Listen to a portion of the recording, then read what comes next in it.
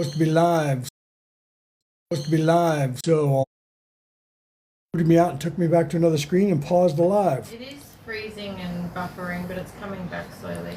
Yep, there we go. All right. So yeah, not quite sure what was going on there. That's all right. That's I think that's this phone. I should start doing this on the other phone and see how it works. Whether that works better on TikTok than this one, because it seems that one works better than this one. Okay, so welcome everybody. Welcome everybody. Smash those hearts when you pop in. And there's just you and you right now. So share it out. Yeah.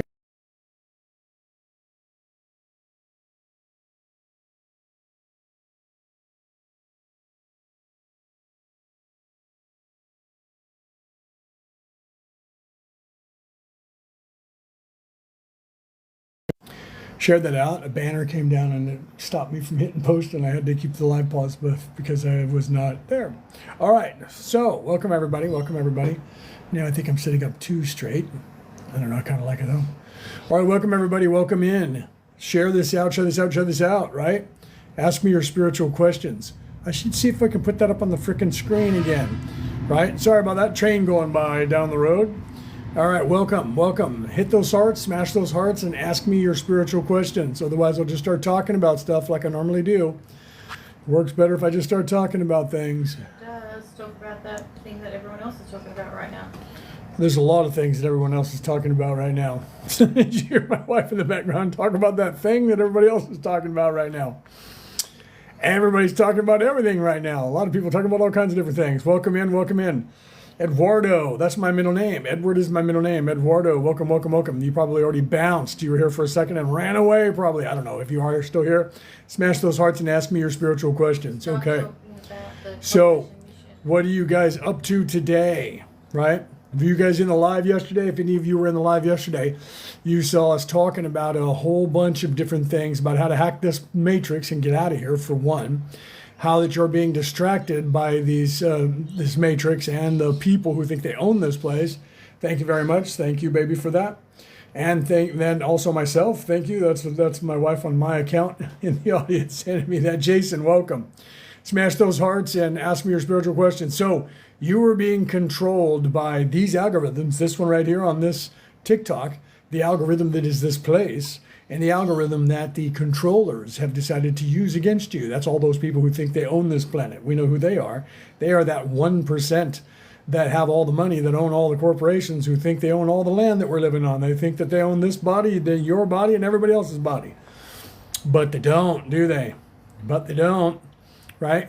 And they're starting to realize that, because the amount of people on this earth that are waking up and going, yeah, no, go to your room, children, is getting larger and larger and larger. Looking around at all these people and all these corporations and all these countries, and they're sitting around there, right? Uncle Patty's, like the name. Good name. Morris, welcome, welcome, welcome. Smash those hearts and ask me your spiritual questions. Okay, so we're here to talk about that stuff. Do you guys want to know? I should have grabbed that book and brought it over here, so I'd have a book to wave at people. So if you guys want to know how to get out of here, you just got to look around. You guys should know what's going on, right? There's Brooke walking around the background. My wife just moved into the background. There she is. Wave at the camera. There she is. Oh, crikey. She's, oh, crikey, she says, when they're looking at her hair. Okay. Right. Welcome in, everybody. Ask me your spiritual questions. What do you guys want to know about? Do you guys want to know how to get out of here and hack this matrix and get out of here so you can go home? Are you guys tired of being here? Right? Let me ask you some serious questions. When you look around at this world, do you feel like this place is not your home? Yeah. And that there's somewhere else in the universe that you're actually from, but you seem to be here when you open up your eyes, and you like this place, except for all the crazy stuff going on with evil people running it, right? But you just look around, you look up at the stars, and you think to yourself, that's where I belong. How many of you out there, show of hands, how many of you out there do that? And you look around and you think it's very possible that I'm from a different place, and you look up to the stars, and there's somewhere up at those stars that you look at that you think you might be from. There's a constellation, and you know the name of that constellation, and you think, I think I'm from that place, not this one, right? How many of you people out there are doing that? How many of you people out there are looking around at things like social media, legacy news media, on television, politicians, maybe even the religions, and you're going, what is going on? What is this insanity? Because this is not right. This is not normal and it's not right. How many of you are doing that? Show of hands, champions. Show of hands.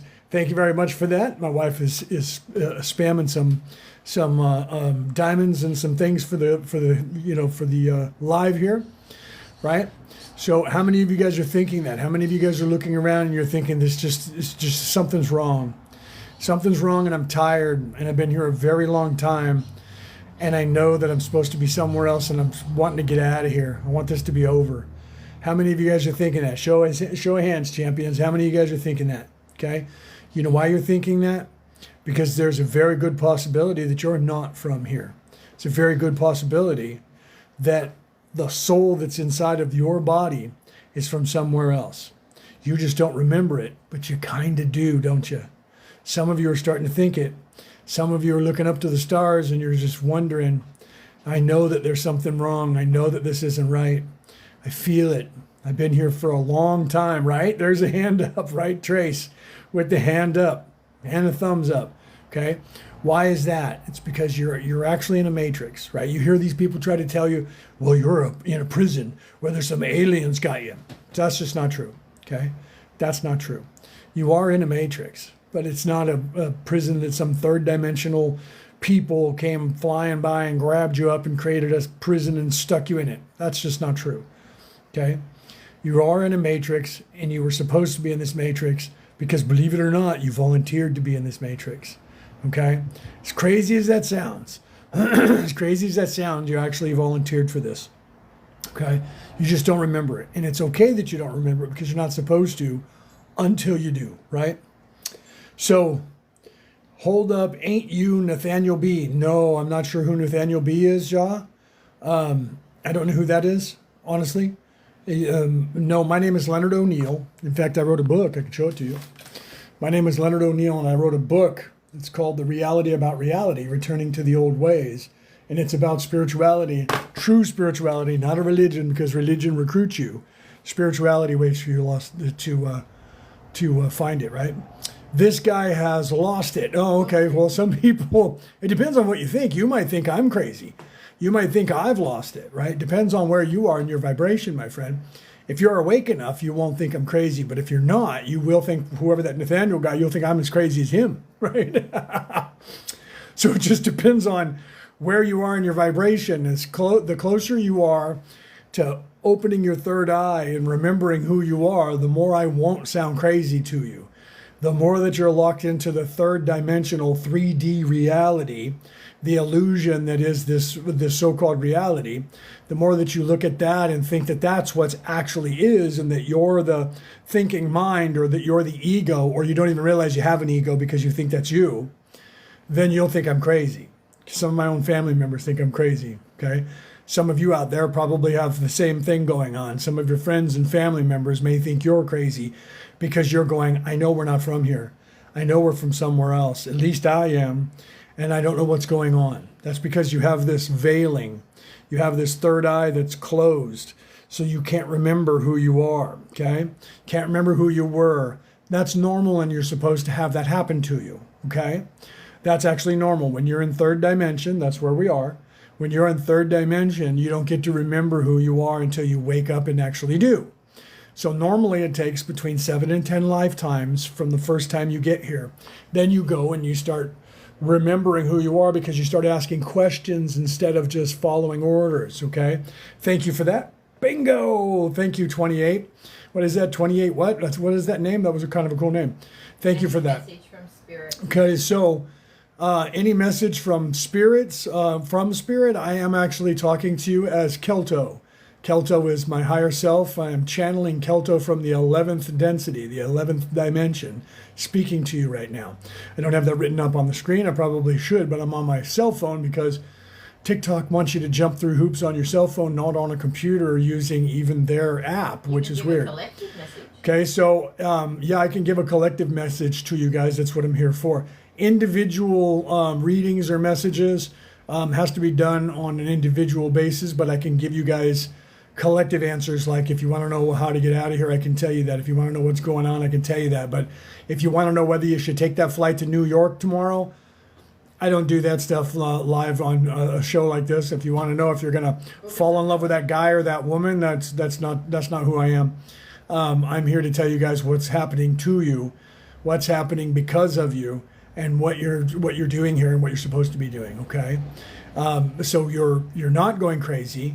You are stuck, and that does happen sometimes. But you're supposed to be here stuck for between 7 to 10 lifetimes. In that time period, you're supposed to wake up and realize that you are an immortal soul. First, I have the immortal spirit, then I am the immortal spirit. That's where you're supposed to normally go. But the problem in a place like this one, and specifically this one, is that the bad people, those people that are in service to self, that 14% of this population of Earth, of that 14%, 1% of the population learned what I know right now, what I just told you. And they decided that they could make everybody stay stuck here by just not allowing you to see the information that allows you to learn these things, okay? So 2036 equals cataclysm. Not true. 2036 actually equals utopia. 2036 equals moving into 4D. No cataclysm. The world's not coming to an end. That's actually just a program that they're trying to sell you because the people who think that they're in charge, those people want that to happen because they understand this. Your focus determines your reality, okay? The collective focus of the collective consciousness of me, you, and everyone else makes this place the way it is. So they're distracting you and getting you to believe that they own this place, so you believe that. Oh, I'm not going to vote because it doesn't matter what I do because they're in charge anyways. That's a thing that they made you believe, so that you wouldn't vote, so that they could just keep their power, okay?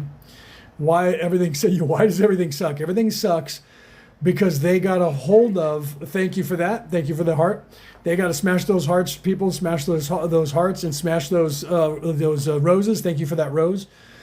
So they got a hold of the information, and why it sucks here is because they actually are distracting you away from the information that you need. Okay, and that information that you need is in everything. It's inside of you. It's in everything. There's people that are writing it in movies. There's people that are writing it in songs. There's people that are writing it in books. Everything that you can imagine, people are encoding that information. You just don't see it because they're not allowing you to notice it, because they're keeping you at a low vibration and living in fear. Okay, they're painting all of this as something to fear, right? Fear the other, fear people who don't look like you, fear people who aren't like you. And what do you like? Well, you're like what we tell you to be like. Fear the people from another country. Fear the people from another world. They don't exist. They're demons, right? Don't let anybody talk about spirituality. The religions are telling you that if anybody talks about spirituality and it's not us, they're the devil. Okay, so why is that? Because they're not allowing you to see what you're supposed to see, even in their Bibles. Okay, and how do I know that? I am a minister in 4 different religions, and I am a theologian. A theologian is someone who studies religion and philosophy, okay? Spirituality. I have 5 spiritual titles, 4 religious titles, and I was knighted by the Holy Roman Catholic Church. So it's not like I'm coming at you like some dude off the street that's like, no, man, it's the man, peace. And there it's the religions, man. I'm coming to you from the standpoint of a preacher, okay? I am a pastor, and I'm telling you that what they're doing is controlling things, okay? They're controlling things by just controlling your focus. Keep you looking over here, look over there. What's that? You want this, you want that, you want money, you want power, you want fame, you want likes. Quick, slide up. And meanwhile, these algorithms, like on this place, the algorithm of this place, the algorithms on every single platform give you what you like. So if you hit like on something and then you swipe up and you hit like on a bunch of different things, you're going to get all of those things. But if you hit like on one subject over and over, like little kitties blowing up grandma with a bazooka, you're going to get nothing but videos like that. This place, this reality works the same way. They've based the algorithms of all of these apps on the algorithm that is this matrix that you're living in. This place gives you what you like. Your focus determines your reality. So if you make bad decisions and you think that you're a victim and you say, I'm a product of society and society's running me over, that's what's going to happen to you. If you say, no, I'm not a product of society, I am a survivor because this place is not going to beat me, I can do whatever I want, guess what? You're going to be more successful. You ever hear that saying, you can do anything you put your mind to? Okay? That is true because your focus determines your reality. The longer that you focus on something, the more it's going to become real. I want a Lamborghini, you can get a Lamborghini. I want a BMW, you can get a BMW. Why? Because the more you focus on it, the more you're going to take actions to get it, and the more you're going to manifest that because you're going to manifest a way to get it. Okay, otherwise you're just going to sit and dream. Then you become a dreamer. If you're not manifesting something, you're a dreamer, and all you're doing is asking for something. I want this. I think I want that. How do I get that? I'm not wanting to do any work. I want to sit down and do it. It should be just given to me. If you sit down and wait for something to be given to you, the only thing that's going to be given to you is nothing because you're not asking for anything, you're not taking anything, and you're not working on anything, okay? Comes back to the old thing, life is what you make of it. Exactly. It's based on the one person's perspective. Absolutely, okay? Your perspective, your focus determines your reality. So if you think you're having a crappy life, you're actually telling yourself that your life is crappy and your life is going to be crappy. If you think you're having a good life and you're telling yourself you're having a good life, then your life is going to be a good life and you're not going to have a crappy life, okay? So you have to realize those things. That's the secret to the world. The secret to the universe is that you have to pay attention to that, right? If you know you're not here and you want to chat, oh, that's my wife putting that up for us. Yeah, if you guys know that you're not from here and you guys want to chat, we're actually setting up a Zoom meeting for this so that you guys can talk when we're not on an algorithm that's being run by a communist Chinese government that won't let me say certain words without getting in trouble. And the one where they're trying to convince everybody to tell on their comrades for doing anything that's against what the state says, okay? And it's no different in the United States because they're trying to do the same thing there. Words that they don't want you to say, okay? So I can tell you what collectively people can know, and I can give you that information, okay? So I can give you that here, but I have to be careful of the way I word it because certain words attract certain attention, okay? So you need to look at that, okay? So what exactly, that's why, if you look at those dusty old tomes that you guys don't want to have a part of because you think these religions are askew, because they are. Any religion is. Religion recruits you, spirituality waits for you to find it. That's a quote from this book right here that I wrote, okay? So if you guys are interested, you can take a look at that. You can get it online. The Reality About Reality, Returning to the Old Ways by me, Leonard O'Neill. You guys can take a look at that. You can get it on ebook, Kindle. That will only cost you like $4 or $5, okay, depending on where in the world you are. Or you can listen to my podcast, okay? Because with all my heart of hearts, knowing that at the source, Creator didn't want this for us. That's correct. What Creator wanted for us, when this place was created, my friend, the Creator wanted us to have an organic experience of whatever we wanted to have. Okay? So none of this is actually happening to you. All of it's happening for you. So we were veiled. The law of chaos veiled us so we didn't remember anything before this. We didn't remember that we were part of the Creator, part of the creation itself. Okay? So they don't want you to know that. The Creator doesn't want you to know that. Why? It's not a prison thing. It's not a prison sentence. The Creator doesn't want you to know that so that you can actually have an organic experience of living, loving, caring, going to war, unaliving, all of those things. So you can have that organically, and each one of us can have an individual one so that we can better ourselves and learn. So we're supposed to get lost and not know we're lost and run out into the weeds and not know what we're doing and eventually find our way back to the source, okay? But what has happened is in some places, people who are in service to self, evil, 1%, you know who I'm talking about, the powers that should not be, I call them the controllers because we don't want to name names so that we don't get their attention. Those people figured out that if they just distract you and keep you from finding that way or looking at that way, guess what? You don't go anywhere and you stay here.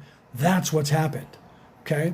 So what's happened is these people are distracting you, me, and everybody else with these algorithms, with television, with movies, with sports, with all this stuff, anything. It doesn't matter what it is. They're trying to find something that will distract your attention. That's why they love these apps, because these apps will give you everything that you want. But it also give you what you need if you're looking for it, okay? Thank you for that, Crawford, thank you for that.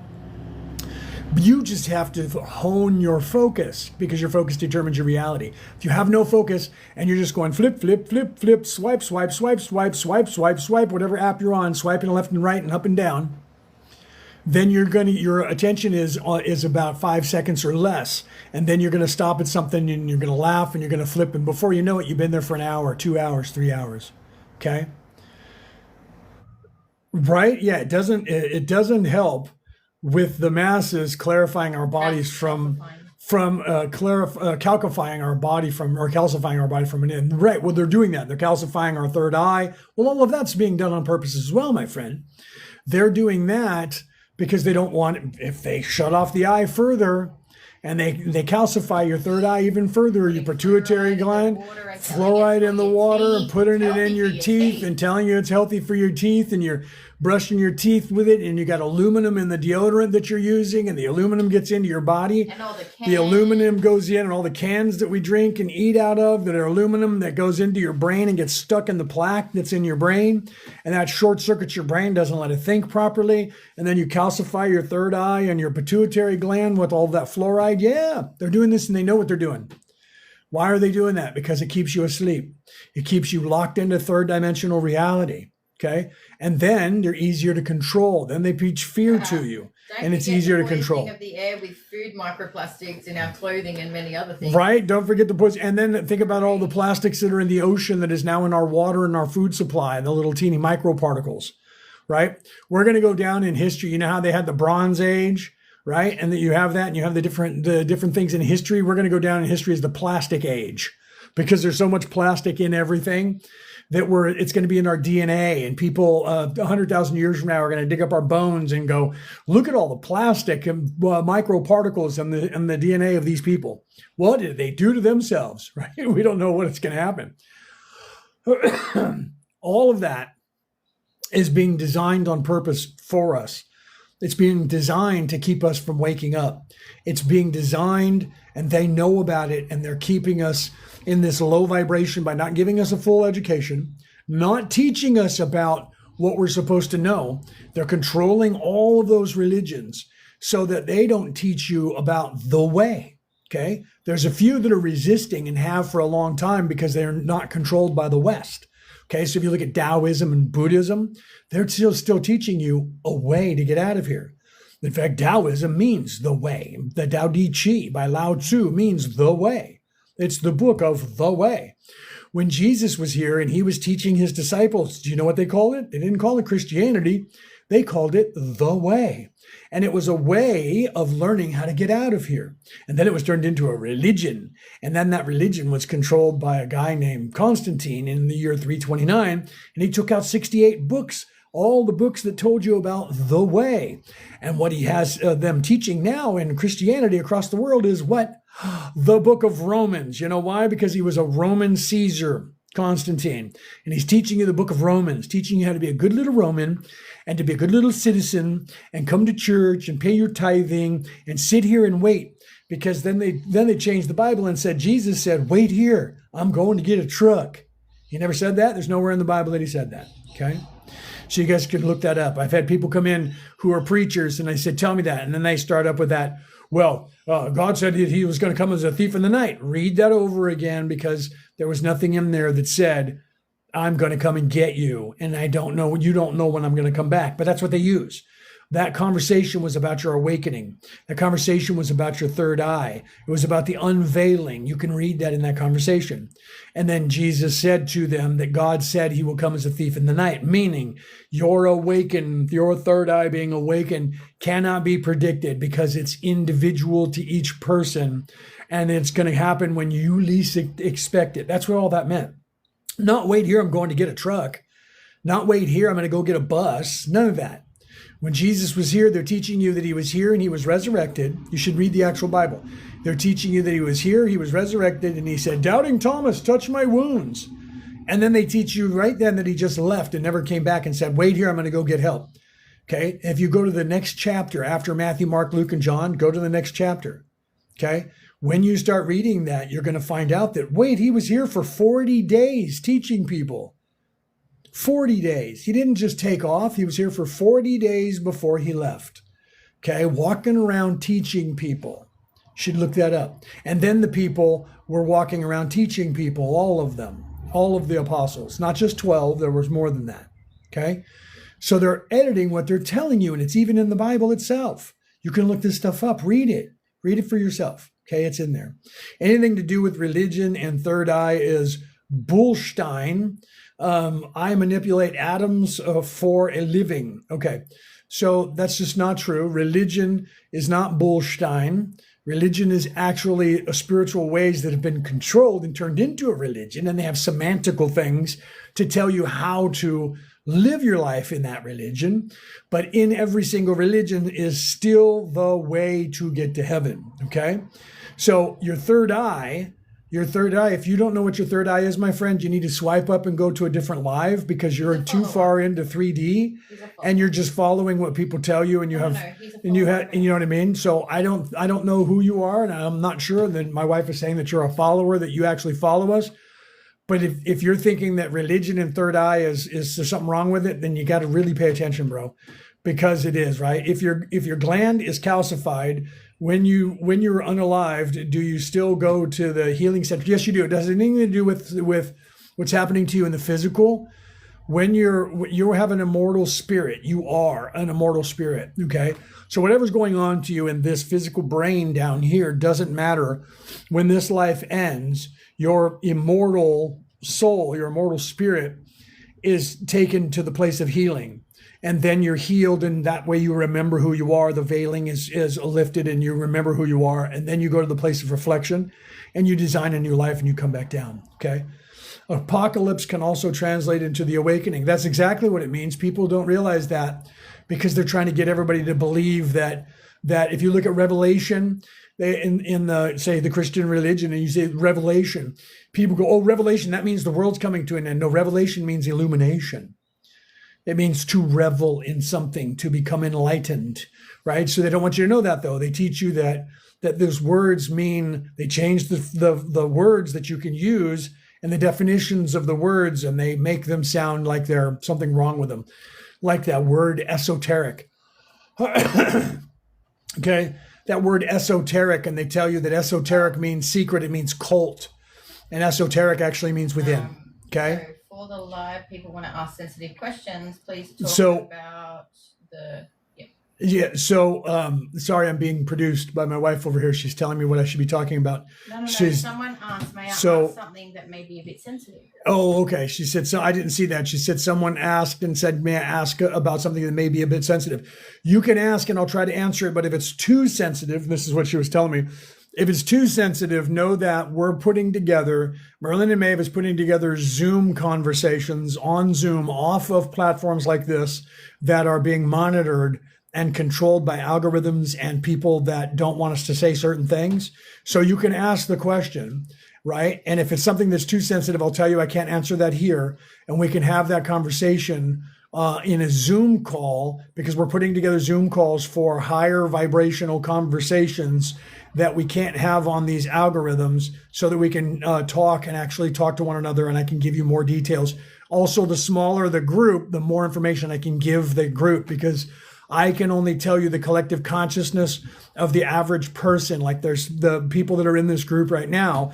I can give you guys more information than I could the entire world. However, this is being broadcast to the entire world. So I have an algorithm of the world itself that is allowing me to say what I can and what I can't say. Okay. That's part of the laws of the universe. But because that you humans on this earth are so actual close to being woken up or awake en masse, that I can actually even reveal to you that I am talking to you from the 11th dimension. And I can reveal all of this information. So please ask that question, right? If someone ended their own soul in the physical, what happens? Yeah, if you're talking about the soul being, if you think the soul is the physical body, then nothing. It's the physical body just is a vessel. And the physical body ceases when the life ends in the physical body. And then your immortal soul, which can never, ever cease, no matter what anybody tells you, it cannot cease. That immortal soul of yours, or the immortal spirit that is you, is then removes itself from the body. And then someone will come and collect you so that you make sure you go to the right place. Most of the time, you instinctively go to the place of healing. That's just an instinct. Some people have those NDEs, events, near unalived events, where they remember going to a place of light and having conversations.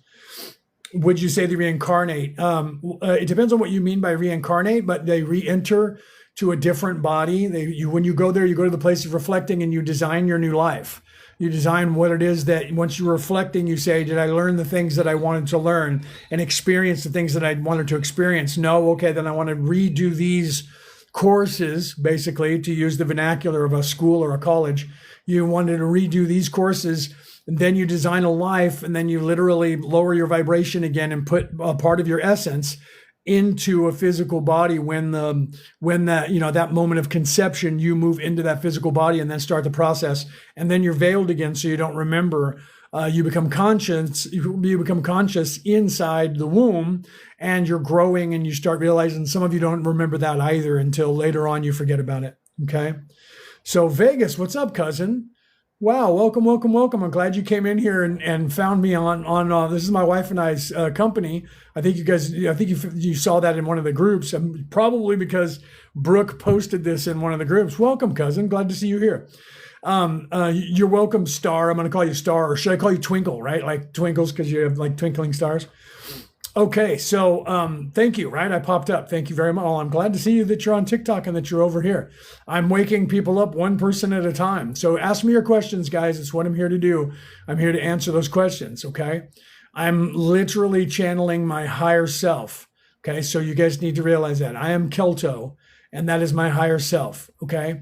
And I'm literally channeling Kelto to you from the 11th dimension. Actually, density, because dimensionality is this physical place. Density is where your soul or your spirit actually resides. It's a place that's alongside or above this. It's kind of hard to explain, right? I was always told not to say your real names. That's entirely up to each individual person. They don't want you to say your real name because they don't want you to tell people or expand your consciousness, right? So we need to turn away from the light. No, that's one of the lies that they're telling you here, because they're telling you that you're in a trap, and they're telling you that there's a trap out there to get your immortal soul to zap it, or they lie to you and tell you you're on a secret mission, or they lie to you and tell you that you're stuck here. All of those things are actual truths that's actually happening, but they're trying to get you to look away from that. They want you to run away from anyone who's trying to collect you, because they're trying to get you lost so that you can't recycle and come back here. Or they'll slow it down as long as possible because they don't want you in this body, and they don't want you remembering who you are. Trying to slow you down. So what if you didn't want to come back and you don't want to design your life? You actually signed a contract to be here. You don't know that.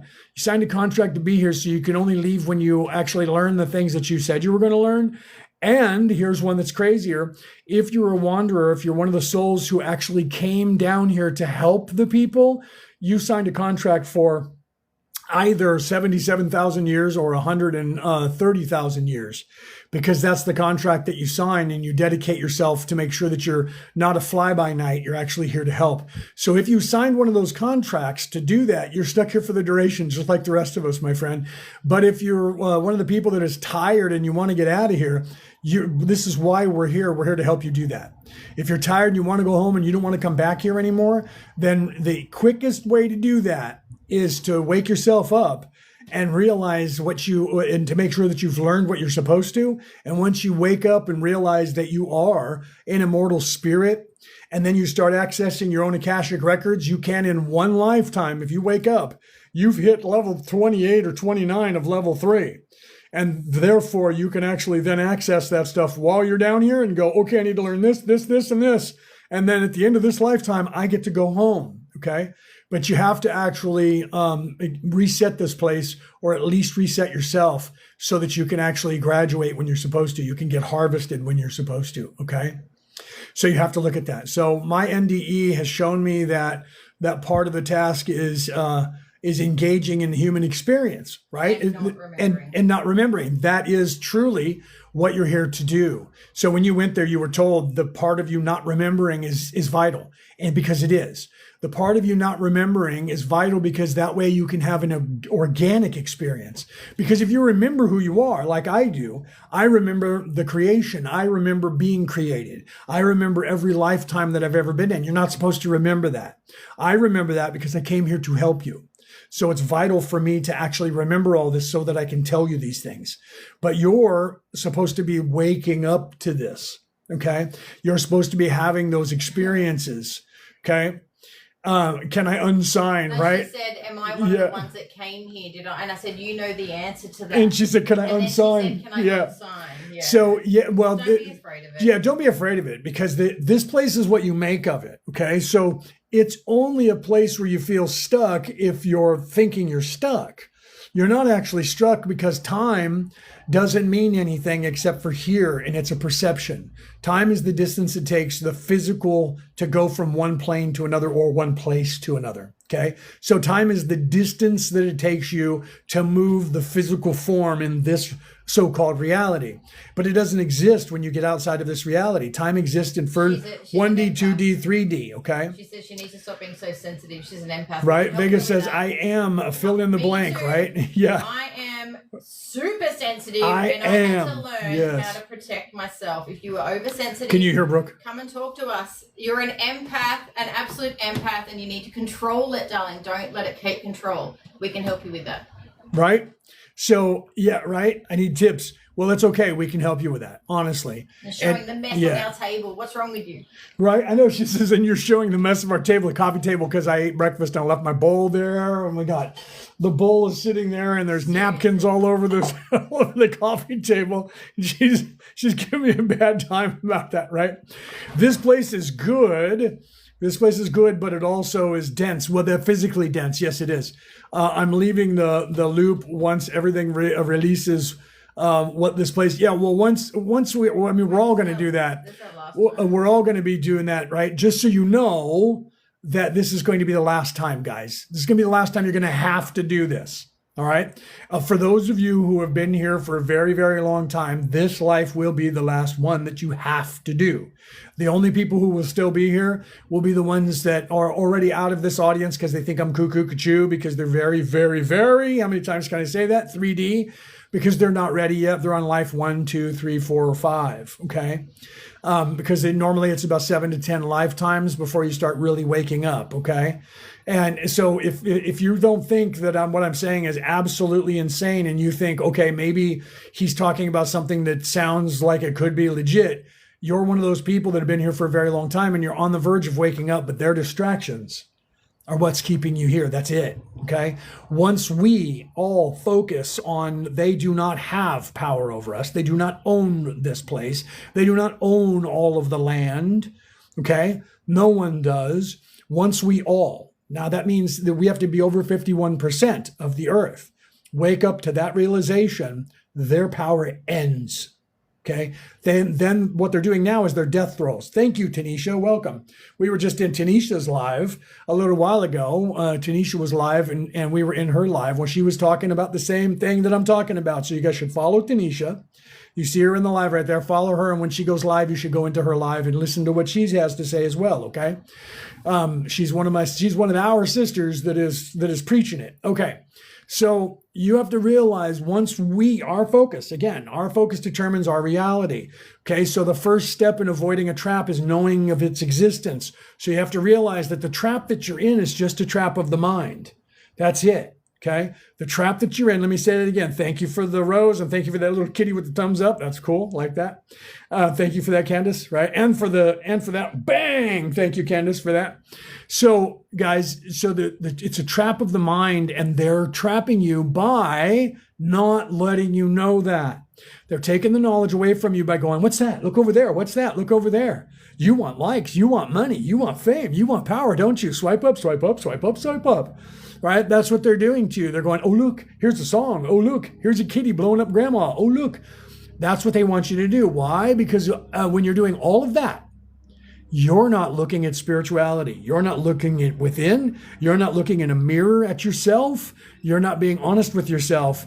And if you're yelling at someone else because you picked a side in that religion called politics, where the people who are orchestrating it are two wings of the same bird being paid by the same people who think they own this place, and they have you yelling across the aisle at somebody else, or they're going, look, you're white and that one's black. Hate that one. Be afraid of that one. That one's coming to get you. Look, that one's brown. That one's coming to get you too. That one's yellow. We don't like the yellow. We don't like the blue ones either, nor do we like the purple ones.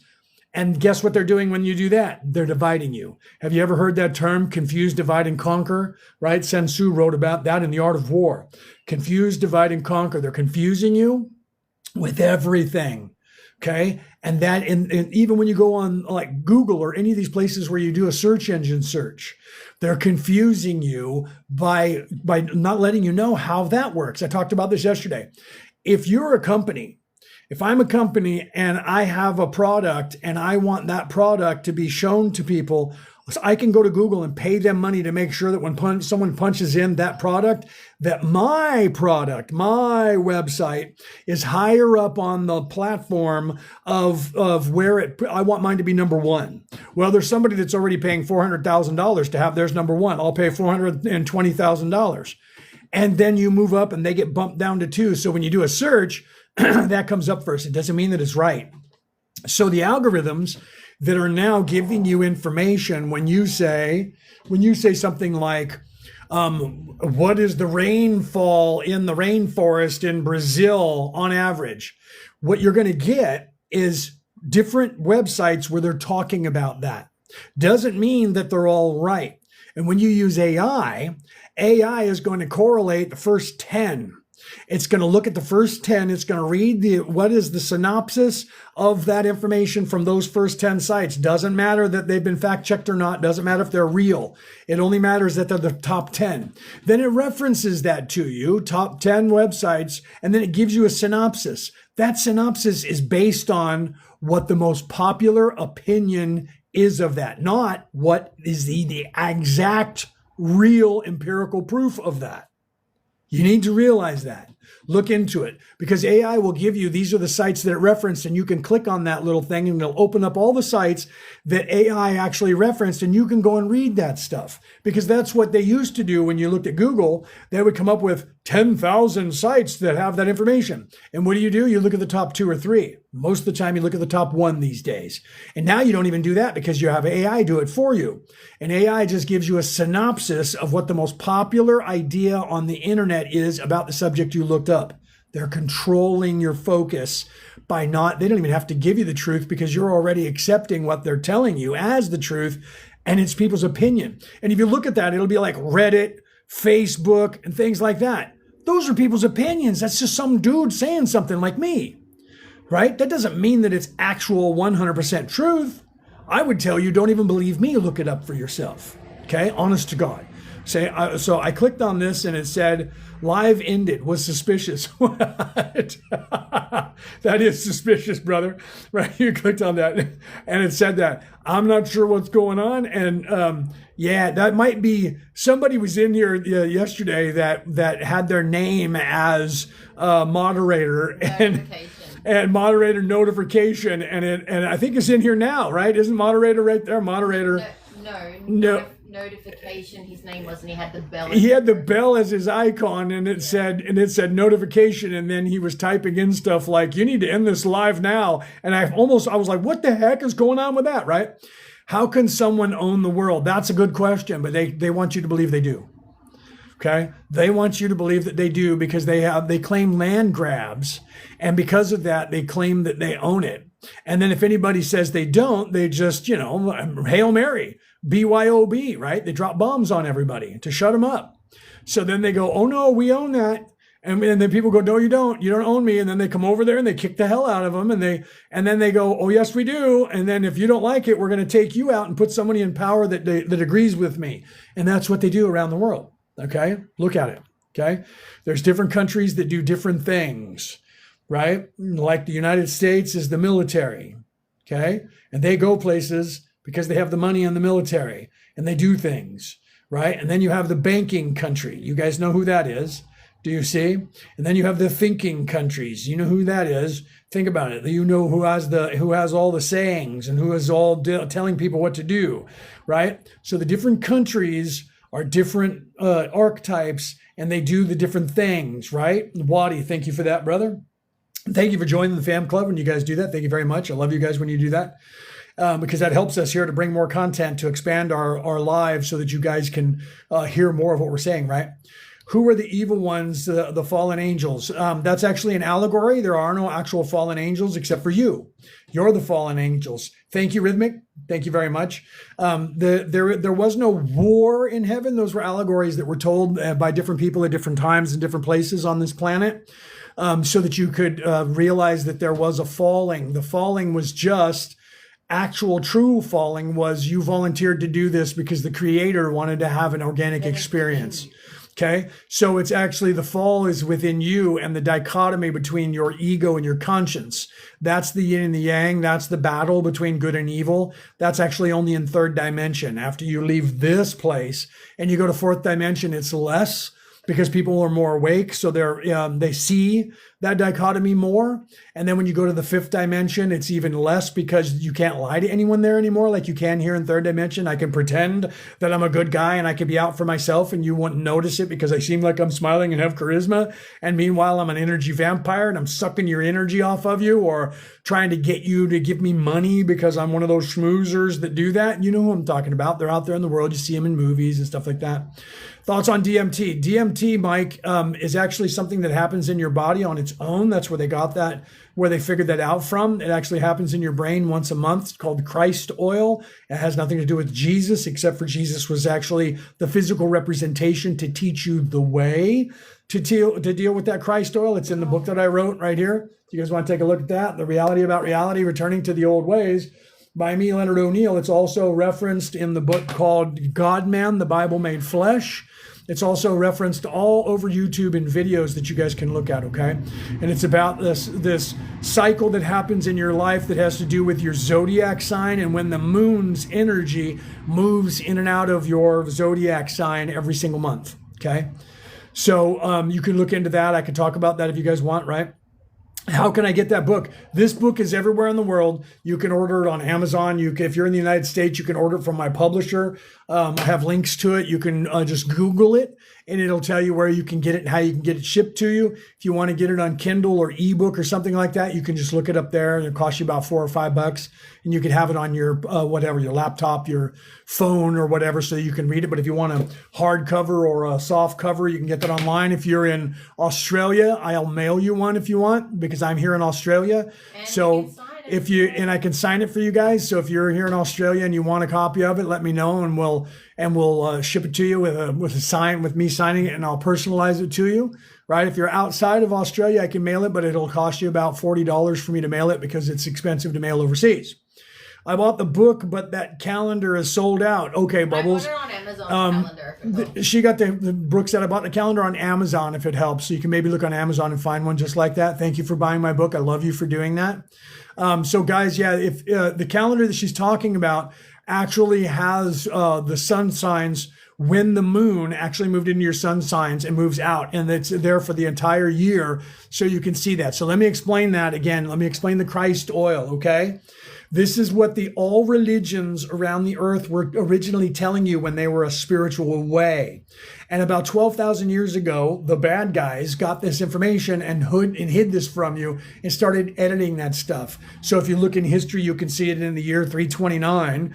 Constantine, the emperor in Rome, thank you, hidden for that, changed the Christian Bible to eradicate that information about this Christ oil. The Christ, Jesus, the Christ, the entire story is about that oil. And you'll see as I tell you that, okay? So let's talk about that. So Jesus died at 33 years of age. Thank you, Gillian, for that. Jesus died at 33 years of age, okay? You have 33 vertebrae in your spine. If you know Jacob's ladder, there were 33 runs on the ladder of Jacob's ladder. All of those things are talking about the Christ oil that are within your body, and there's far more around the world. So let me explain what that is, okay? Every single month in your body, there are 2 oils that are secreted, one from your pituitary gland, right? And one from your optic thalamus. Those oils, one is a honey-like substance and one is a milk-like substance. The land of milk and honey. Have you ever heard that term? One of those is charged with electricity and the other one is charged with magnetism. Those oils go down your nervous system, your intricate system. There are two nerves that go from your brain all the way down your spinal column. Okay? It's the Inga and the Pingala nerves. Okay, in your brain. Those two oils once a month go down those two nerves all the way down to the bottom of your spine to the 5 fused vertebrae of your spine that was actually called Bethlehem in the ancient times. Sound familiar? Bethlehem, where Jesus was born. Okay, those two energies, one is masculine and one is feminine. In the ancient times, they were called what? Joseph and Mary. Yes, it was crazy as it sounds, oh guys. All right, so that oil goes down your spine and mixes together, and then it rises back up your spine, charged with the Kundalini and the Kunda buffer energy. Kundalini is masculine and Kunda buffer is feminine. Goes through your chakras, up your 33 vertebrae, 33 years of Jesus's life. Then it goes through the claustrum, which is a chimney in your brain stem, where we get the word Santa Claus from, the claustrum, and it goes back to your hippocampus, and it sits there dormant, Christed, as if it's unalived for 3 days, 2.5 days, 60 hours, okay?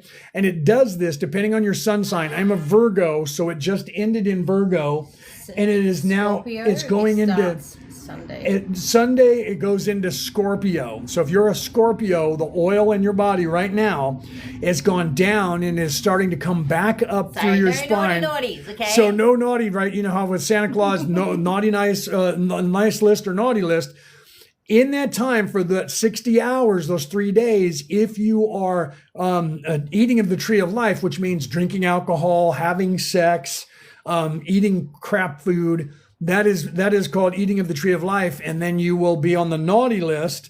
But if you don't, and you're taking care of yourself and you're eating properly or fasting for a couple of days, meditating, not having alcohol, no ejaculation, so no sex, guys and girls, not even playing with yourself, for those 60 hours, at the end of that oil that is charged now with electro and magnetism, so electromagnetic waveform, and that oil together mixes together, then goes to your optic thalamus and explodes. That's where you become the light of the world. Jesus is resurrected and becomes the light of the world.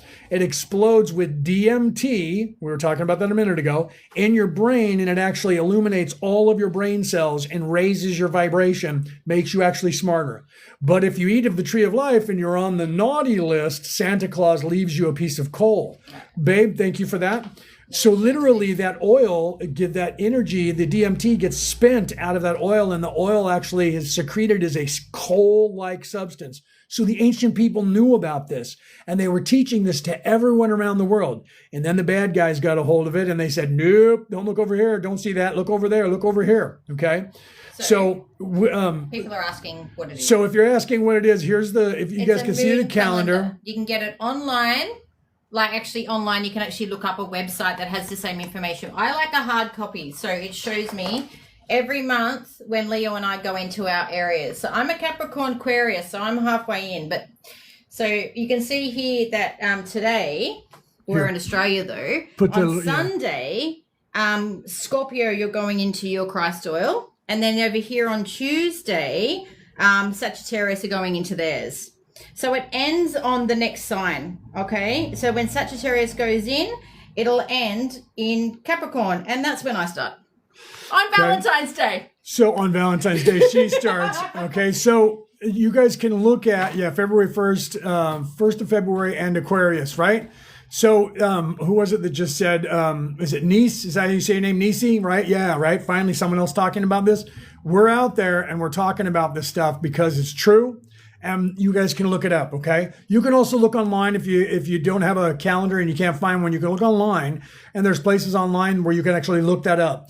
It'll tell you to the minute when it goes into, or at least to the hour. This time, 9:04 p.m. on this date, it goes into this sun sign. So it goes through the progression of the zodiacs January through December, the moon moves through in and out of every single zodiac sign once a month for 3 days. It's actually 60 hours. So it's actually 2.5 days, 2.5 days.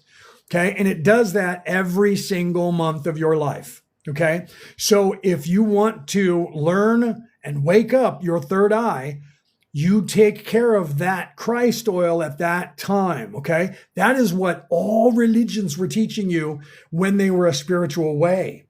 It's in everything, okay?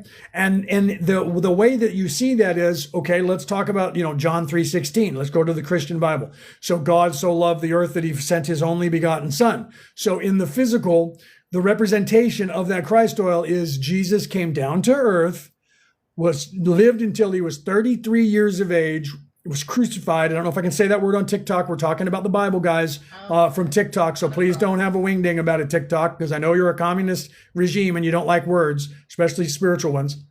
So I apologize for that. So he was unalived, and then he sat dormant for 3 days, unalived, and then he was resurrected, and then he arose and went to heaven and became the light of the world.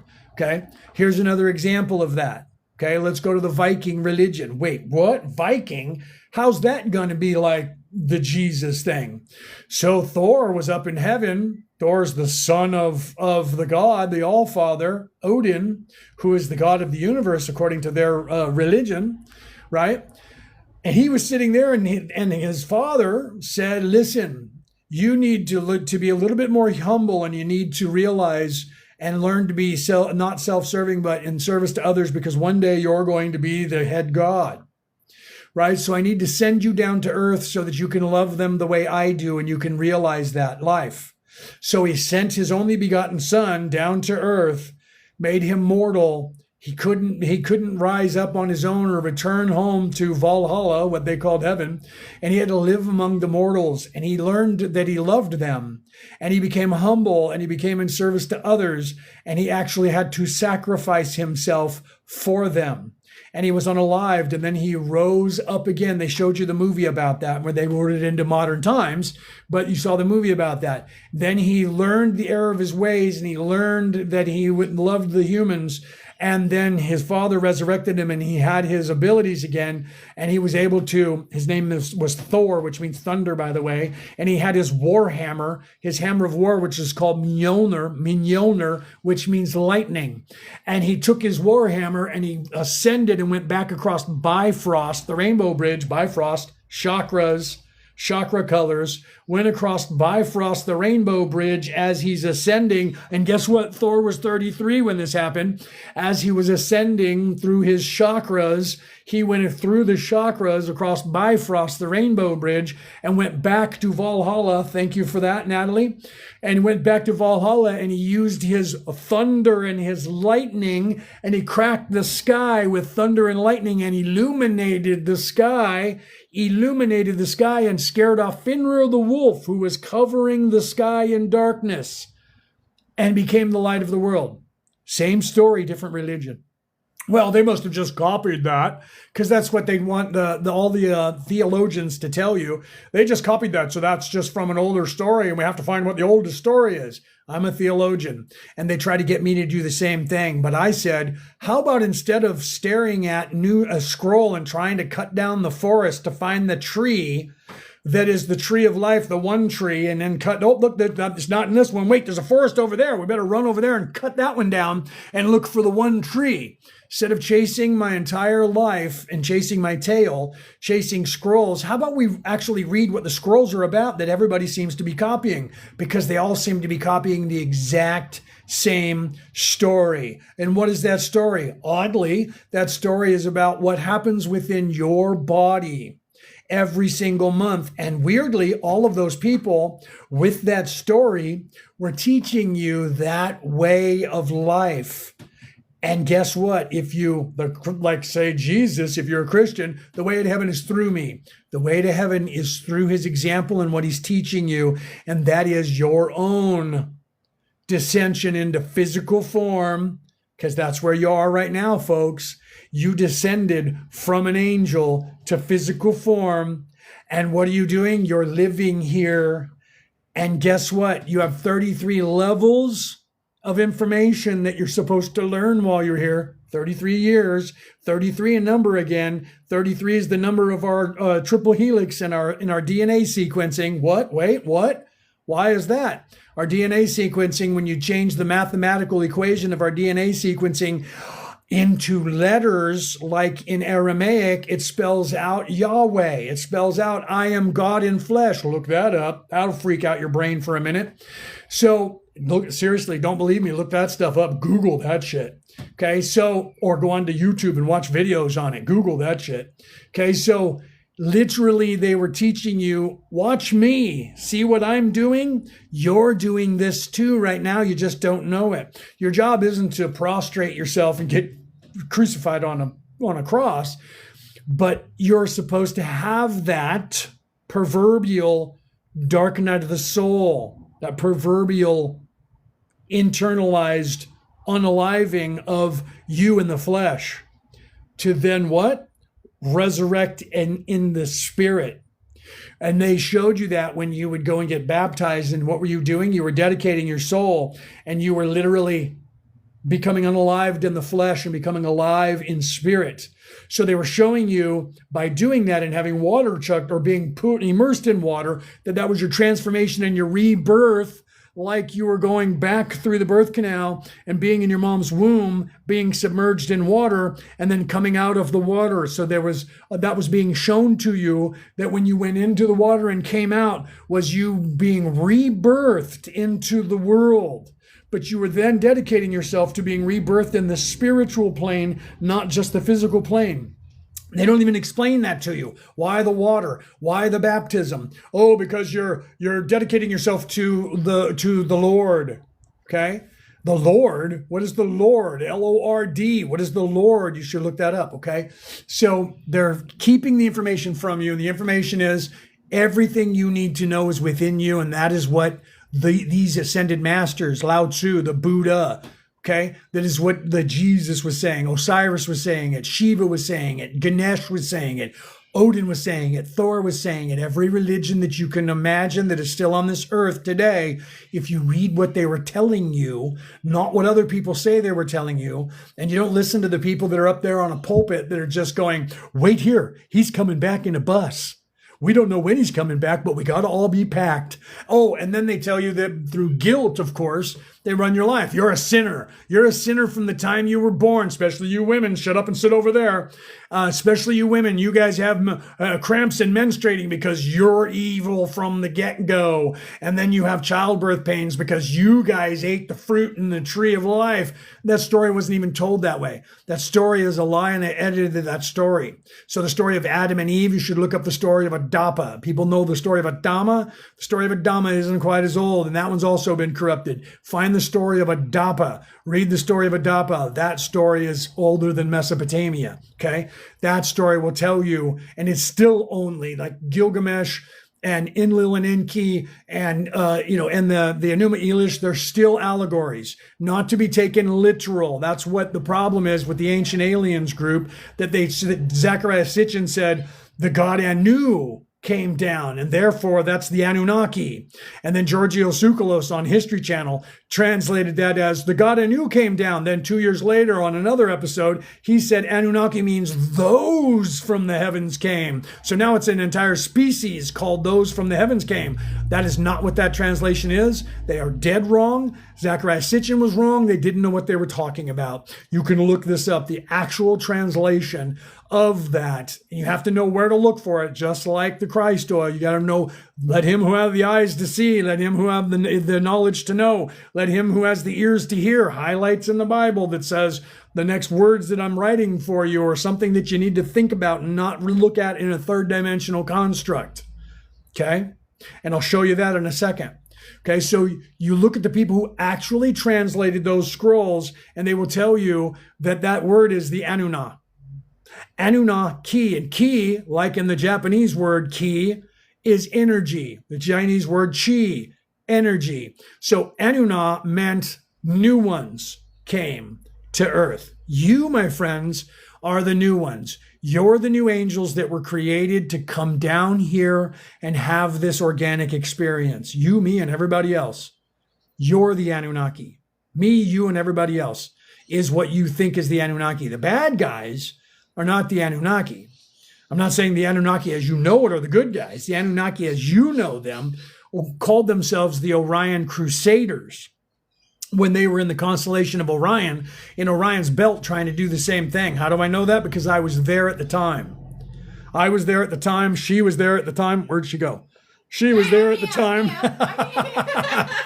Thank you for that. Stop showing the mess. Stop showing the mess.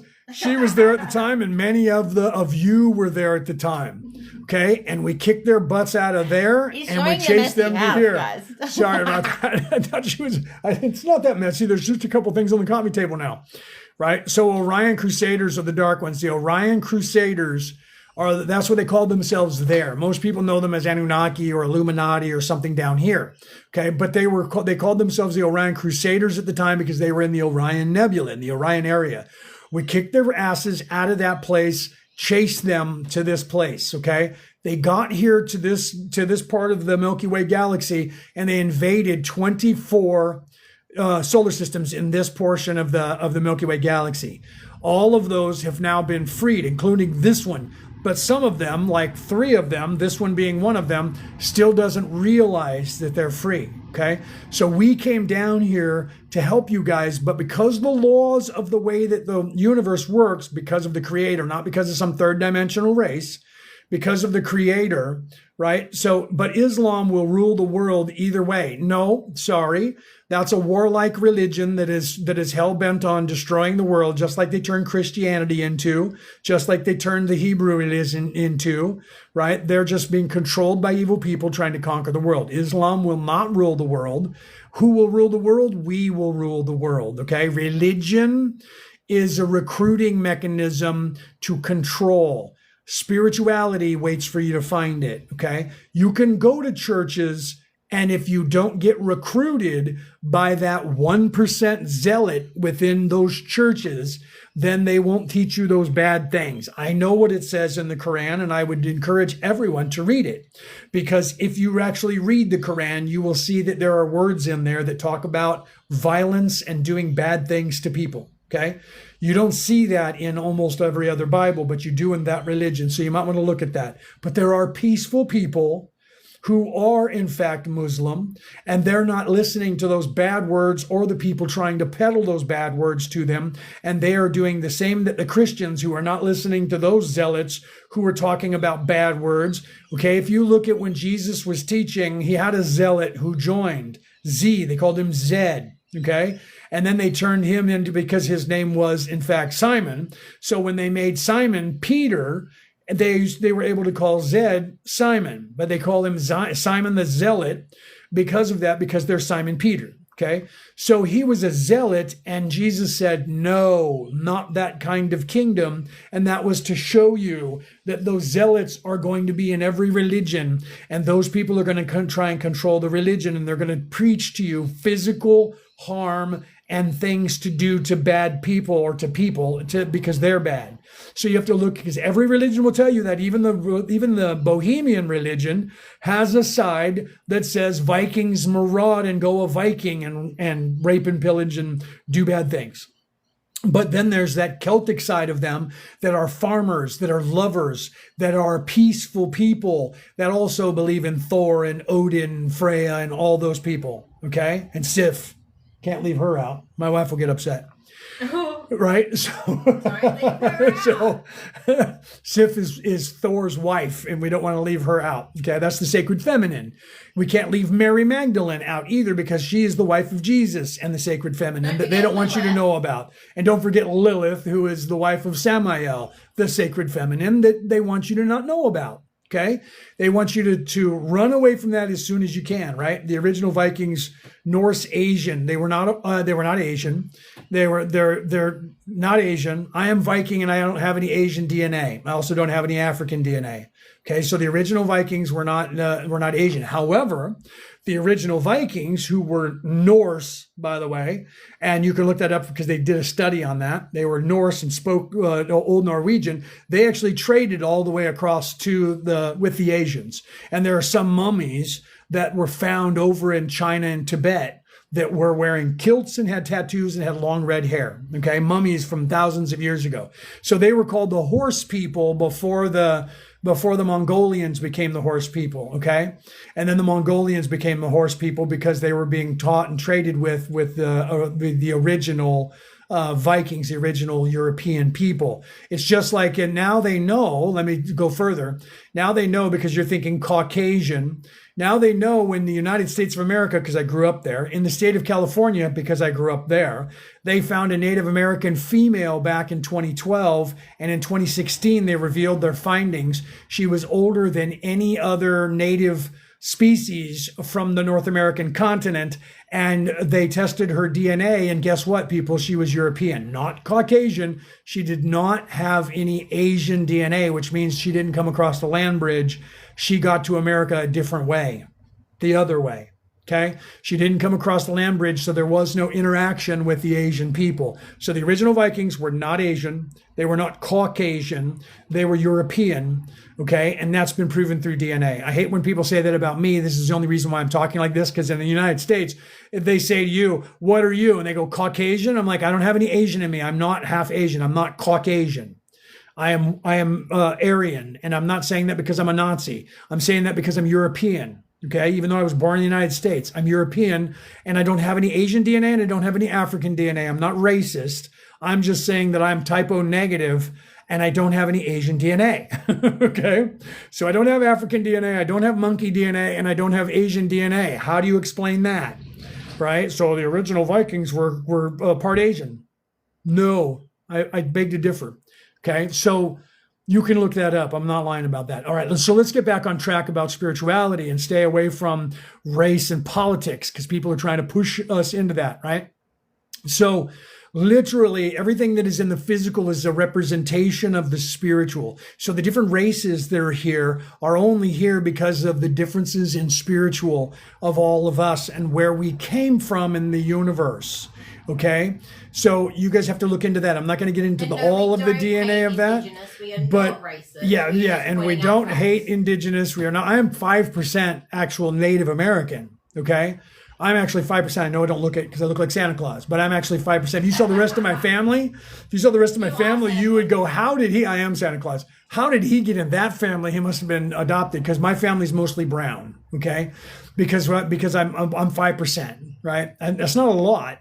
But 2 generations ago, we're half. 3 generations ago, we're Native. Okay, so I'm not in any way racist. My brother has half Native, half African children. So I'm not racist. Neither is Brooke. She has children that are actually half Viking and half Asian, right? No, that's somebody else's politics, my friend, and that's the religion of evil. Fear of others in the physical is the religion of evil, and that's politics and that caste system that is the governmental system and the control system that is the monetary system that is on this earth currently. Okay, so that's that, right?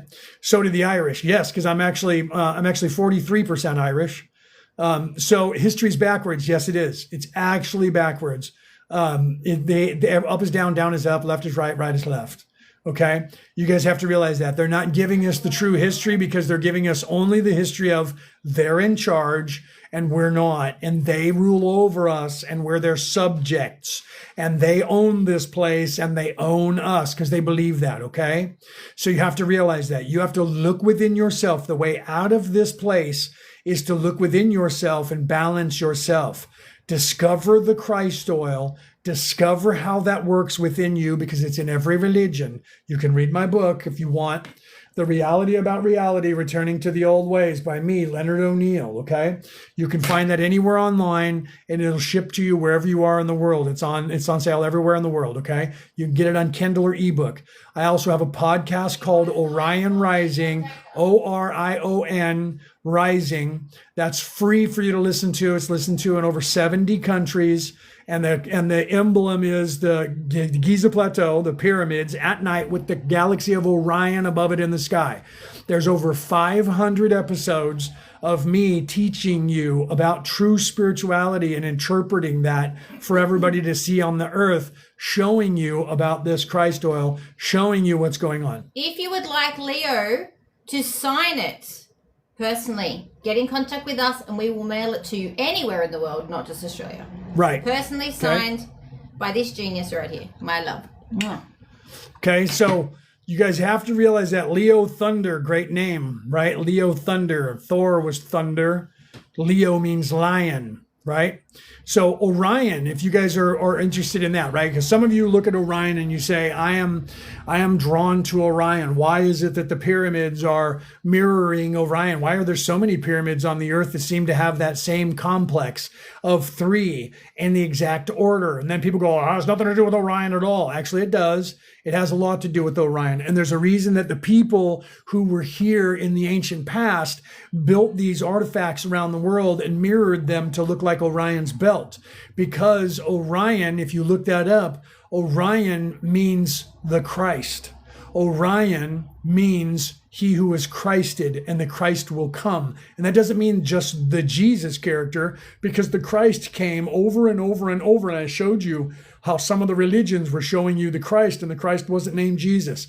In that religion, that time, the name was used, Jesus used the name of, and had the Christ title. Okay, he was Christed. Okay, and he was showing you the way. Thor was also Christed. So was Shiva. So was Marduk. So was Moses. Moses did the same thing. Let's look at the story of Moses, okay? Is the oil the Sabbath? It is what the sacred Shabbat was supposed to be originally, okay? Shalom, shalom for the Shabbat. Okay, the Shabbat was when they did that one time a year, like the Christianity does the Christmas once a year. The reason that Christianity does that in December was because the Christians at that time were European, and December is the time where it's the coldest and the darkest. And the people in Europe at that time, with their religion, was that the God had become unalived and then he was resurrected again in springtime. Springtime is Easter, okay? Easter is because of springtime, okay? So that was when the resurrection of the Green Man, I know that because I am a Merlin, I have that title, I have the Green Man tattooed on my back, okay? The Green Man, that was the guise of Pan, and then became Cernunnos, Cronunnos, Hern the Hunter, which is also synonymous with what? Orion the Hunter, okay? All of that goes around to all of these religions on the world of the son of the creation. Okay, that's where you get the Christed from, was from that. All right. So you have to realize that. You have to realize that, right? Somebody in Central Africa was starting. You have to realize that over in Africa, they were Christians before the Europeans were. Okay, and they don't want you to know that. They want you to know about that today. Why is that? Why is it that the one thing they don't want you to know out of all the religions is the Christianity? Why are they hiding that so hard? Because Christianity in and of itself is about the Christ oil, blatantly about the Christ oil. So all the other religions, they can just remove that from there, and you have Thor, god of thunder and lightning and battle and the different frost giants, and everything is still veiled there. And you don't realize that how many worlds are there? 7. How many chakras are there? 7. You don't realize that. Okay, you don't realize that how many plagues of Moses are there. Right now there's 10, but originally there was 7. They changed that to 10. Why? Because they didn't want you to realize the 7 plagues of Moses were the chakras, and the people who balanced their chakras properly didn't become unalived. But the Egyptians who disagreed with that and didn't balance their chakras properly, they became unalived. Okay, so that's the story of Moses. Moses was what? He was hidden. He was born from immaculate conception, and at the time there was a legend that he would undo the Pharaoh and free the Jews from the control of the Pharaoh. So the Pharaoh said, find every firstborn Hebrew and unalive them. So Moses' mom put him in a wicker basket. And if you know anything about theology, you know that wicker basket story happens about 10 times on the earth. put him in the river, and he was taken from the river. And the woman didn't know that and didn't care that he was a Hebrew, and she raised him as his own. And she was the daughter of the Pharaoh and raised Moses as a Egyptian royalty. And then eventually Moses realized that he wasn't. And what did he do? His descent from that place of grace, he was descended and he worked the earth with his people. And then Ramses II grabbed him and brought him before his father, and they cast him out. And where did he go? He wandered the desert. How many days? 40 days and 40 nights. He wandered the desert until he was going to become unalived. And he looked up to God and he said, I can't go on any further. God, please save me. I'm going to pass on. And he fell down to be passed on. And before that he actually ascended from that, God resurrected him and saved his life. And then he got up and he went back to work. And then guess what he did? He saved other people. He was very pious and in service to others. Then God appeared to him on the mountain and said, go and tell the Pharaoh to free my children. And he said, who shall I say sent me, Lord? I don't know who it is. And he said, I am that I am. Tell him I am sent you. So they called him Adonai, because that word back then meant I am. Okay. And then he said, I don't have the words, my Lord. I don't know what to say. And he said, I will be your words. I will speak through you. Wait, he became the voice of God. He became the voice. Wait a minute. Jesus was the word of God. Moses was the word of God. Similar? I don't know.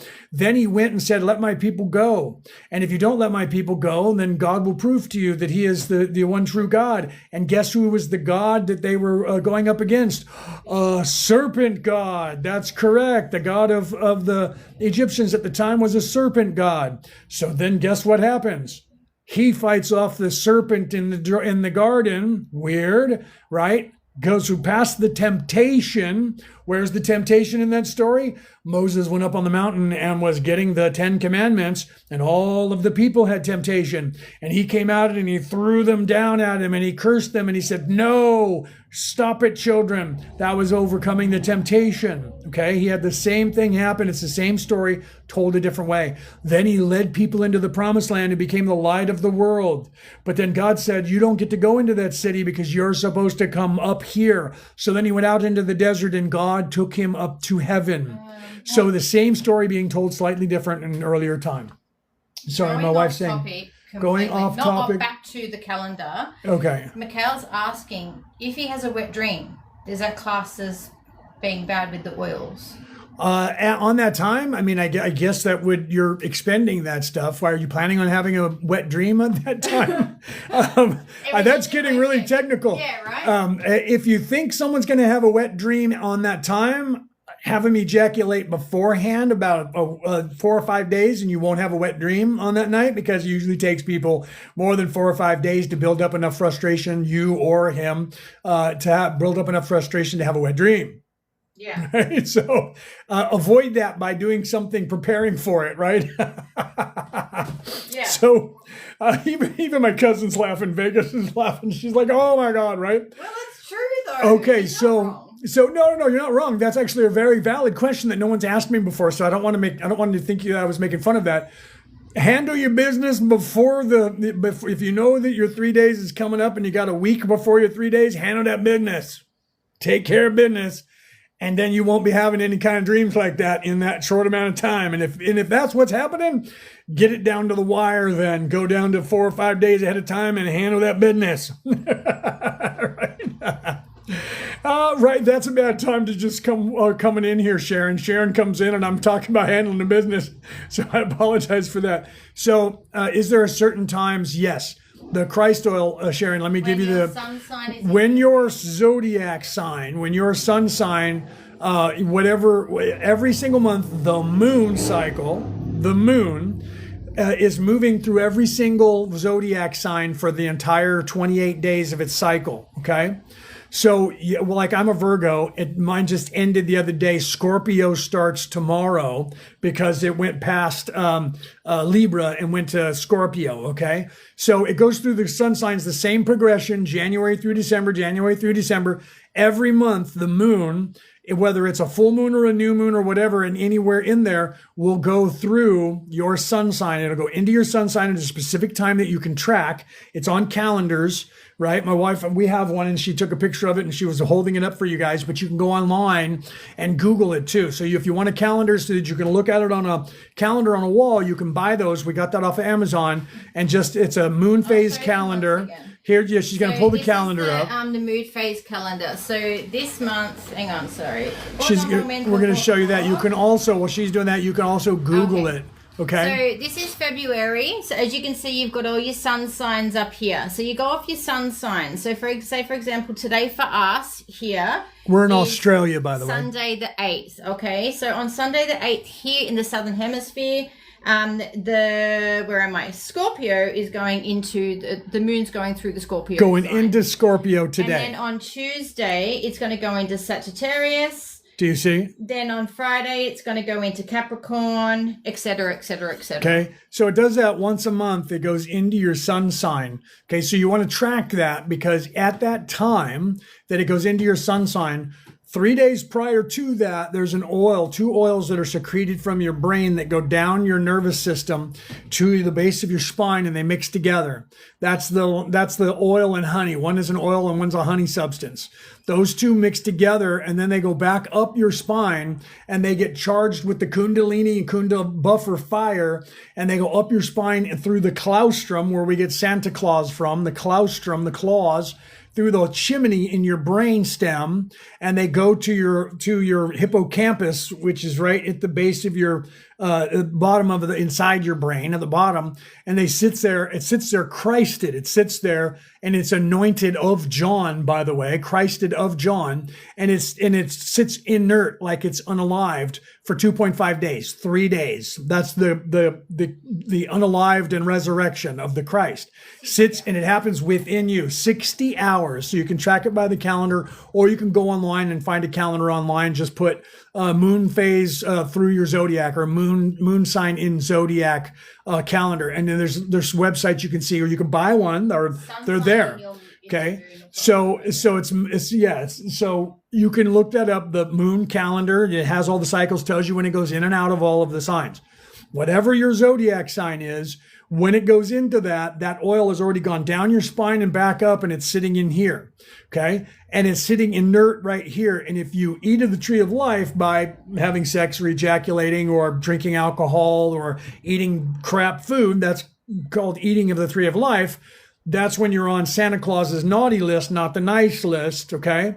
And that's the whole story of Santa Claus, as a matter of fact, was a story of the Christ oil being told to Vikings, to their children. So at the end of that 3 days, if you're meditating, if you're eating right, you're not debauching yourself in some way, and you're, praying, whatever, eating good foods, maybe even fasting for a couple of days, then at the end of that oil then goes to your third eye, your hippocampus, or your optic thalamus. And when it goes into your third eye, it explodes with DMT, okay? It explodes inside your third eye, and it illuminates all of your brain cells with energy. It's like a baby Big Bang. And it actually raises your vibration. But if you do debauch yourself and spend that oil's energy before it explodes, then actually it releases a coal-like substance in your brain. So Santa Claus leaves you coal. Okay, and that coal-like substance lowers your vibration and solidifies you more in third dimension. So if you only, thank you, Wadi, for that. If you are not religious, if you're not, and remember, religion recruits you, spirituality waits for you to find it. If you're not spiritual and you don't care about any of that stuff and you're just living life, if you learn that cycle in your body, depending on what sun sign you are, and you live by that, and you don't get all crazy, and you don't do like, everybody talks about the Catholics, and know that I was baptized Catholic and knighted by the Roman Catholic Church, and I am a minister, and I'm not saying that just because, I'm not trying to throw rocks at them. But people say about the Catholics, they just go and confess every Sunday and go out and do whatever, okay? You have to also not be debauching, so you have to actually be a good person and be in service to others. If you're a good person and you're in service to others and you're not getting all crazy, what will happen is that oil will explode in your brain on that day at the end of that 60 hours, the end of that 3 days, and it will raise your vibration. And the more that you do that month by month by month, the more it will lift the veiling of your forgetting, and you will start remembering who you are, why you came here, and what you're here to do. All right. Can you do a video about this specifically? There are videos out there already on YouTube. If you look at YouTube, you can Google that and Google the Christ oil within sacred, you could put sacred alchemy, sacred sexual alchemy within the body. And there's at least 7 or 8 videos out there on YouTube right now that actually have all of that information actually explained to you by a doctor. You can hear him talking. He has like an accent. I think it's like kind of like an English accent who's doing that. So you guys can look at that. I've talked about maybe doing that a few times. Yeah. That's why I wrote about it in my book. I don't know. Maybe we'll do a video about that. My wife's all hot and ready to do a video about that. So who knows? Maybe we'll do a video about that and pop it up there for you guys to see. Okay. So you have to, the AI summary is Egyptian history and moon cycles. Ask about the zodiac. That's hilarious, right?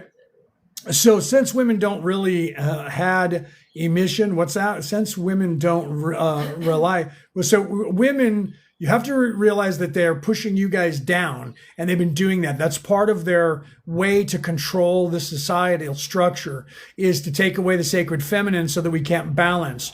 They're taking away that which is the love, the nurturing, the caring, that heart chakra, and the spiritual plane. That is the feminine aspect, archetype of this physical plane. The masculine archetype is the bottom 3 chakras, which is physicality.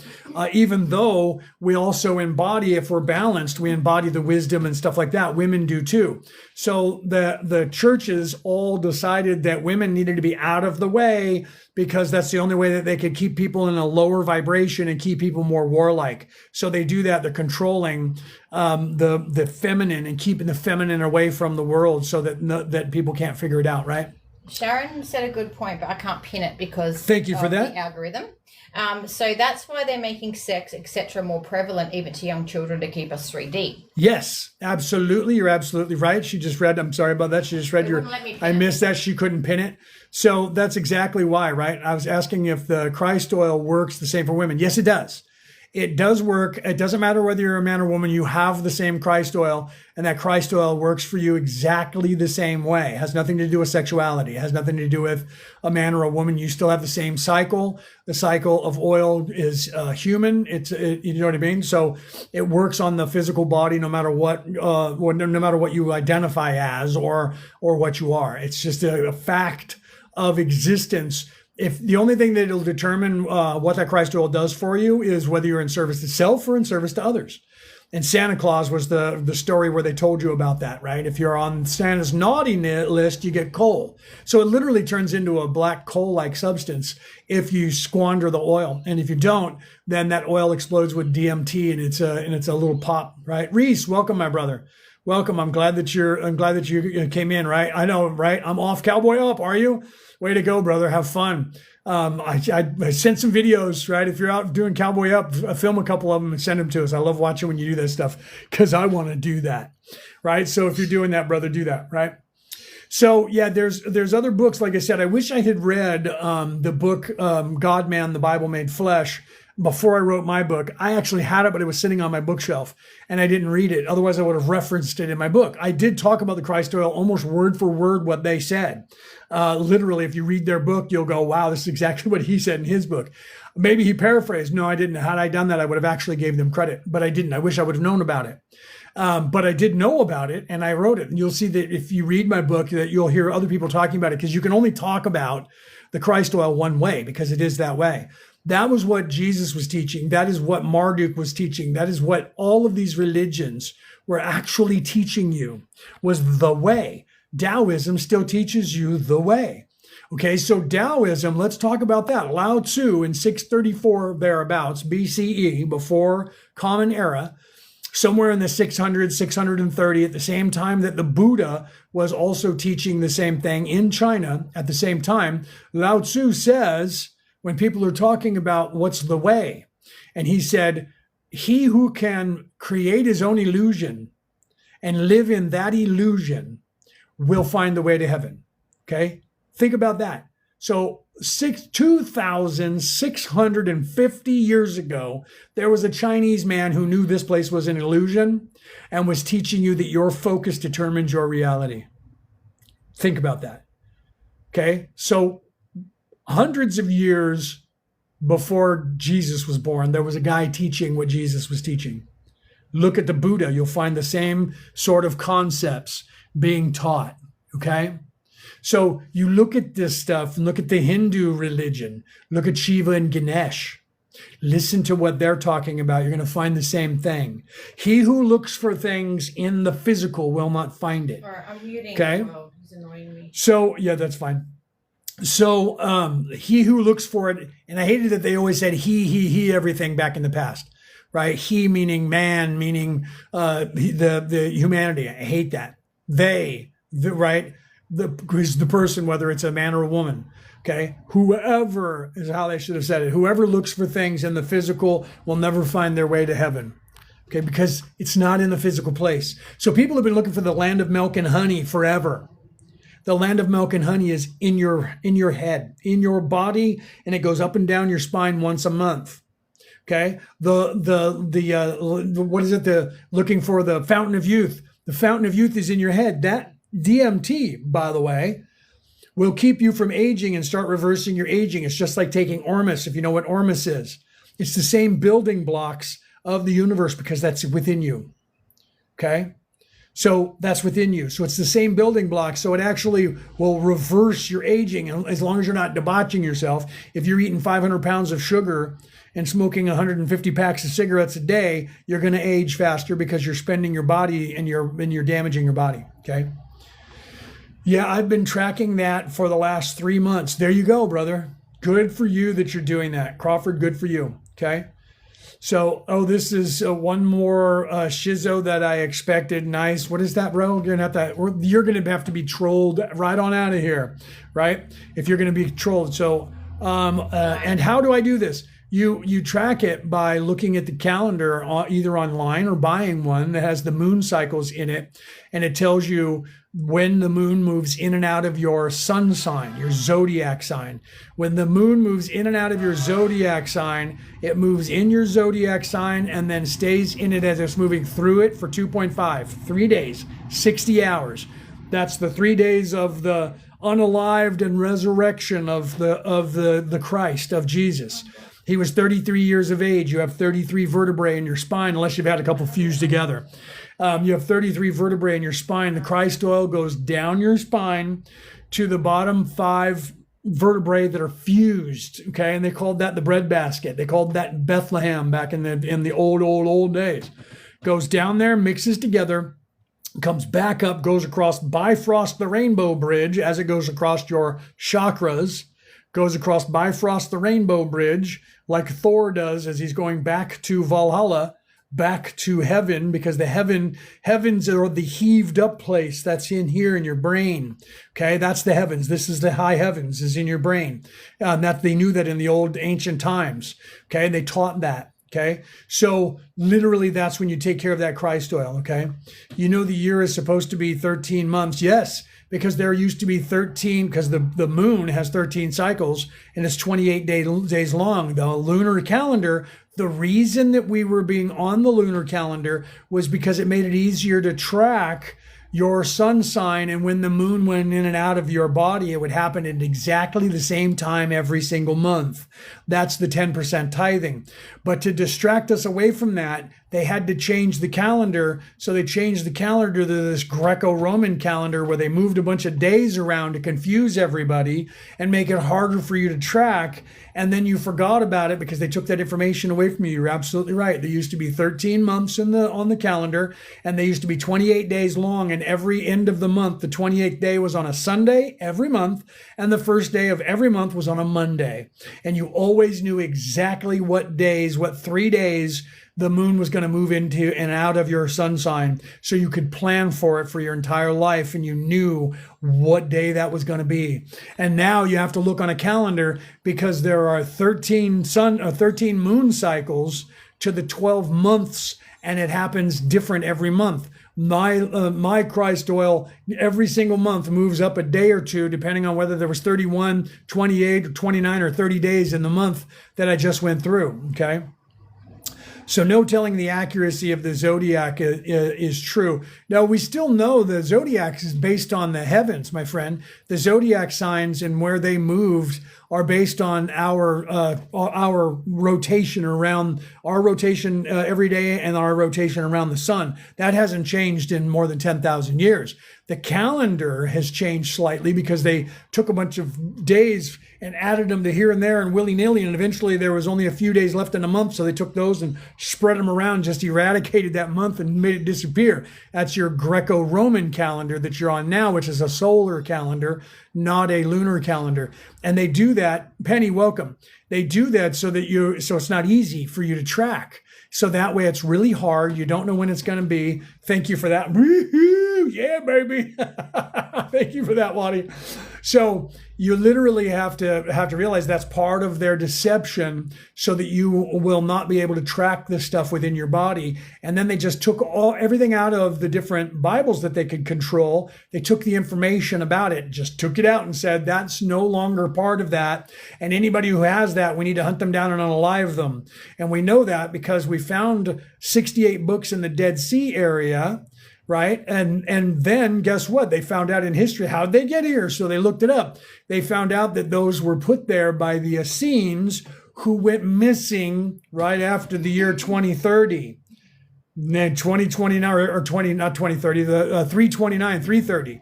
Because right around that time was when Constantine had the First and Second Council of Nicaea and said, all of those books need to go, right? And all those books told you about the ascension, told you about the proper creation, told you about the Christ oil, and told you the teachings of Jesus and what he was saying. The Gnostics or the Gnosis people now are telling you that those books were the secret teachings that Jesus told John and James, because the book of James is one of those books. And they're like, no, that stuff, he told everybody else the stuff that you know about, and then secretly looked at John and James and said, oh, that was bullshit. Here's the real story. The books that they're telling you about, when people say, oh, it's the Nag Hammadi, and that's junk.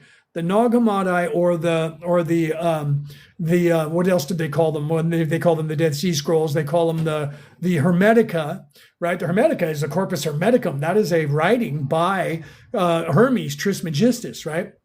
But all that other stuff that they call the Nag Hammadi, they're claiming, and people still believe this, that those were just made up and they weren't real. Weird, because if that's true, how come the Ethiopians, Christians who walked away from that council and didn't let them get to their Bible, to this day say, here, we have a Bible that's complete. And guess what books are in that Bible? Oh, well, it's just the Ethiopians. What do they know? Yeah. And that would be kind of cool if the Eastern Orthodox Church, the Eastern Orthodox Christian Church, didn't also walk out of that council, and they also don't have a Bible, because they do, that also has 68 books in it that they said, we walked away and didn't let them edit that. And guess what 68 books they have? The ones that we found in the Dead Sea area that everyone claims were taken out because they were false. So there are more people in more churches who call themselves Christians on this earth who say this is the true Christianity, including the one that Mary, Jesus's wife, created in the south of France. Look that one up, folks.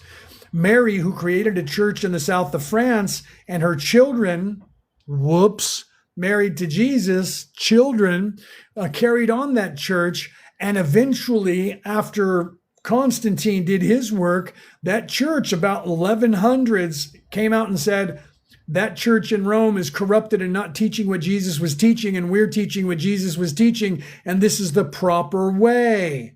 And the Pope in Rome, guess what he did? He sent his knights to the south of France, and they unalived over 2 million people to shut that religion up. So the Ethiopians kept quiet, and so did the Eastern Orthodox Church, so they wouldn't get unalived. And they saved their information. So that's 3 Bibles that existed on this planet from 3 different Christian religions that were the same Christian religion, who all claimed, independent of one another, that the Roman Catholic Church had edited that when Constantine edited it. And we know he did, because we found the Dead Sea Scrolls. Okay? So What does this tell you? This tells you that there's another story that they have been not telling you. And the guy named Dan Brown wrote a book called The Da Vinci Code after investigating the same exact knowledge. And that book, Da Vinci Code, became a movie that they put out to the whole world where Tom Hanks played the main character in it and starred in it. You guys might want to look at it. Okay. Tells you something. Okay. So you need to take a look at that stuff. Okay. You're full of it. Omar the King. There's Omar the King. I love you. Yeah, I love you. I banned you from my other thing. So my wife's about to ban you. So bye-bye, buddy. Have a nice life. Omar the King, who thinks he knows everything and has no religious titles whatsoever or any theological titles at all. All he has is an opinion, and he thinks his opinion is the biggest opinion on the face of the earth. So we're blocking Mr. Omar. Have a nice day. And be careful, because he might be that other guy that was King 88. If he comes in all of a sudden, keep an eye on King 88. Okay, so the calendar is the best to follow the system with. Yes, because the calendar is, it's tangible. You can hang it up on your wall and you look at it every day and go, what's today? Oh, going up on my Christ oil, right? What I do is I go on the line to the website, and then I program that into my phone. But I did that because we didn't have a calendar. So my wife bought the calendar, and so now it's the same. We actually compared them to the websites to make sure these things are accurate, and they are accurate. There was some weird little discrepancies where instead of 60 hours, like with the Virgo this month, for some reason it said the moon wasn't in Virgo for 60 hours, but it has to be. Even if we have an extra full moon in that month, it still has to be, because the moon doesn't move any faster and the earth doesn't turn any faster. So the calendars are good, right? Am I religious? No, I'm spiritual, but I do have 4 religious titles in 4 different religions, and I have a spiritual title on top of that. Okay, so I am a Christian minister. I have a Christian minister title. I was knighted by the Roman Catholic Church, which gives me a minister title in that form of Christianity. I'm a Merlin. I'm a Druid priest. I have that title there, and I'm a Reiki master teacher, and Reiki is a spiritual practice as well. So I'm not religious because religion recruits you. Spirituality waits for you to find it, okay? Because the religions, even though they're still good, don't get me wrong, I'm not against religion. Religions, the first step in avoiding a trap is knowing of its existence. Religion has been controlled, and they're not teaching you the true religion, the true spiritual way that religion was originally formed about and for. And it's not the fault of anybody who's in the religion today. They either don't know about it or they can't teach you anything, because the curriculum that they have, if you're a Christian, I'm a Christian minister and I don't have the Bible here to show you, because I moved from California over to Australia and didn't bring the Bible with me because it was very heavy and I was saving space. If you guys have ever flown, you know that. I had a Bible that weighed almost 10 pounds, okay? And I'm going to have to get another one while I'm here. So there's a curriculum in that your pastor, if you're Christian, is teaching you from. Okay, the Bible that they have either has a 2-year curriculum, a 3-year curriculum, or a 5-year curriculum. Okay, and what that means is that every day when they open the Bible to what today is, and today is what? What are we, the 7th or the 8th? We're the 8th of February today, okay? So I would open up my Bible, and on the 8th of February, it would say, teach these things, and that would give me like 4 or 5 reference points. Teach it this way, this way, this way, or this way, with all of these references from the Bible. It's all there drawn out for you. You go up on the pulpit and you say these things, and everything is about certain things every single month going around the whole year. But you don't realize that, because if you're going to a church and you go there every single Sunday, it would take you 2 years to hear it repeat, or 3 years, or 5 years. So most humans don't go to church that often to hear it repeat itself over and over and over and over and over. So you don't notice what they're doing. Okay, so in that curriculum, they're not teaching you anything about the Christ oil. They're teaching you, they're teaching you, so what do you think about casting out demons? Well, that is an actual thing. Demons are not supposed to be inside of you at all unless you allow them. People have to allow them to come in first. So, but yes, I can teach you exorcism. Exorcism is something that even Jesus was doing. Jesus exorcised many people. Why? Because they needed to be exorcised, because they had collected negative energy that was in some ways talking to them and controlling them. Okay. So welcome in. Make sure you guys smash those hearts for me, champions. Let's get some more hearts in here, right? And maybe hit some of those roses so we can get some of those roses in, and share this out. More importantly, share it out so we can get more people to come in, right? We're in Australia, so we're the 8th, but yeah, she's right. I'm in Australia. We're over here in Australia. When I said today's the 8th, it is for us because we're ahead of time. Then you're probably in the United States or Europe, and it's still yesterday for you guys, okay? Because the Earth is not in fact flat, and the Earth is round, and there's 24 hours in the Earth, and we're really close to the prime meridian. There's only New Zealand and like 3 islands, like Fiji and the island of Christmas, and one other island that are further closer. So those guys should be the 0 point for the world. Like Christmas Island is the first humans that experience the day. And for instance, I'm 19 hours ahead of California, okay? Because I'm over here. So for you over there, yeah, you're right. It's the 7th, right? Because you guys haven't caught up to us yet. And Brooke was, I didn't see that. And Brooke was like, tell her that it's, yeah, she's right. For her, it is that time. So time is relative to where you're standing on the earth, my friends. So, okay. So let's see. What was the question here? So Penny, you call demons. You can call demons. Open yourself. If you do, you'll know what you're doing. Yeah. So through necromancy, people use that to actually control negative energies. You got to be very careful with that. If you don't know what you're doing, that's how you get into trouble. Okay. So how to search this information on our own, please. Example, the sun signs moving through. You can just Google that. You can look up. There's the whole entire Christ oil videos are on YouTube. Thank you very much. Are on YouTube. Okay, so you can look that up. It's going to happen every time somebody pops in here and didn't hear all of it. So literally, you can look it up online. You can Google it, and you can Google calendars with the moon cycle in it, and they're on sale all over the place. You can go down to a store and find them, but you can Google it on Amazon. You can look it up there. Just Google it.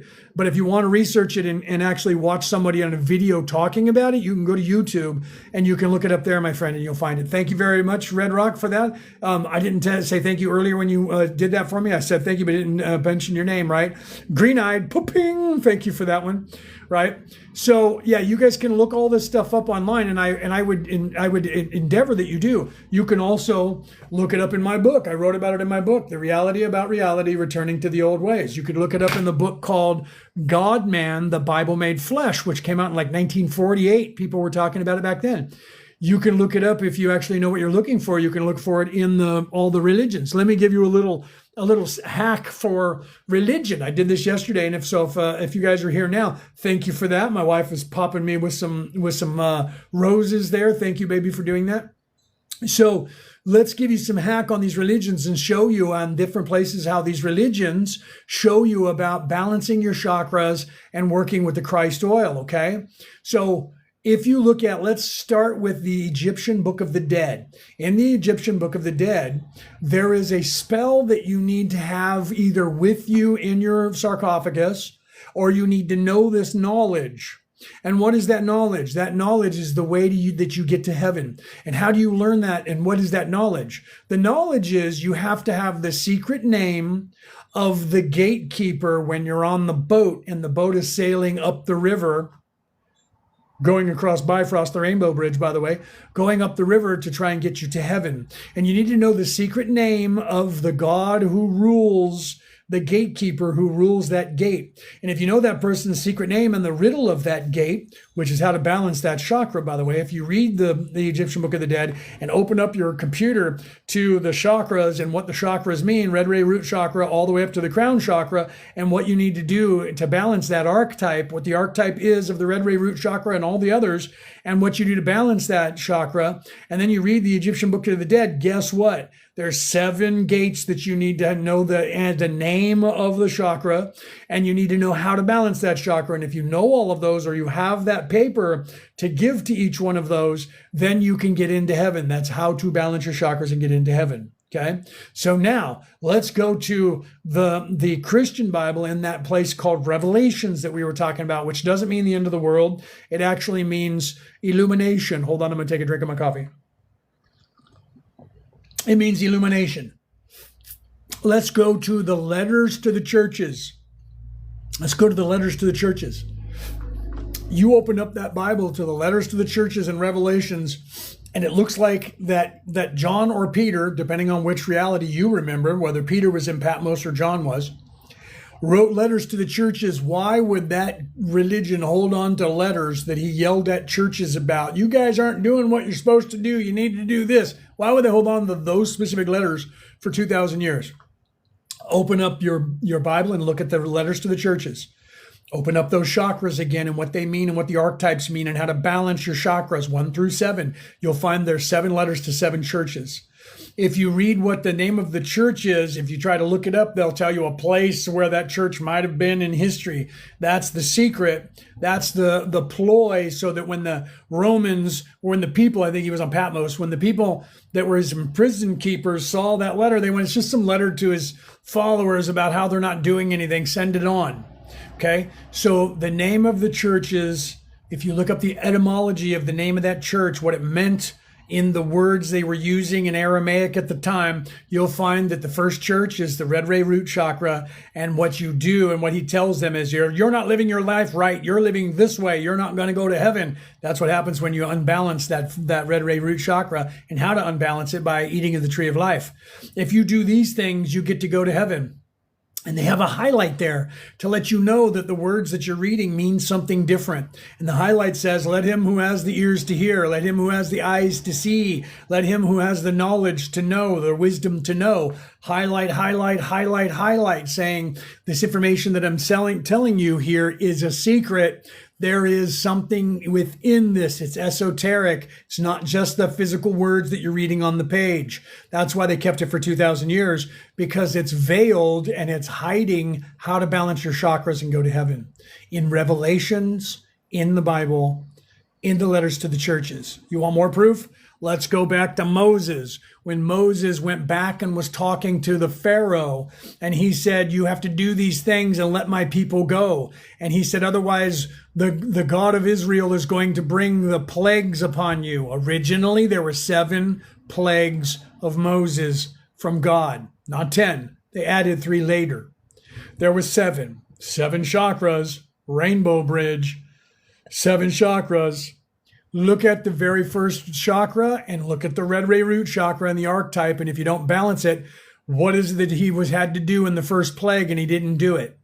And the Hebrews all did what God told them to do, so they didn't get punished. Go all the way through the plagues and you'll find that it's the 7 chakras, once again, being encryptedly told to you in the story of Moses, who is the same Christed character of the Christ oil that they're teaching you about. Okay? You can look these up. I know this. I've been interpreting these for you people on my podcast for a long time. I'm not the only one saying this. This is not something that I think. This is something that I know. Okay? The Emerald Tablets of Thoth, whatever you call them, Toth, whatever you know him as. Thank you for that. Look at that. Boom, lights streaming. Thank you very much for that, right? Thank you, Red Rock. If you look at the Emerald Tablets, and you look at the first, 7 books, 7 tablets, guess what? It's about balancing those 7 chakras. The entire thing, the first 7 books, is about your chakras and your ascension, and you're piercing the veil and unveiling yourself to get into heaven. Okay, so if they made that up, somebody just made that up in 1928, and they claimed that it was from this guy named Thoth, who was an Atlantean, who was here a long time ago, and it was all made up, it wasn't real.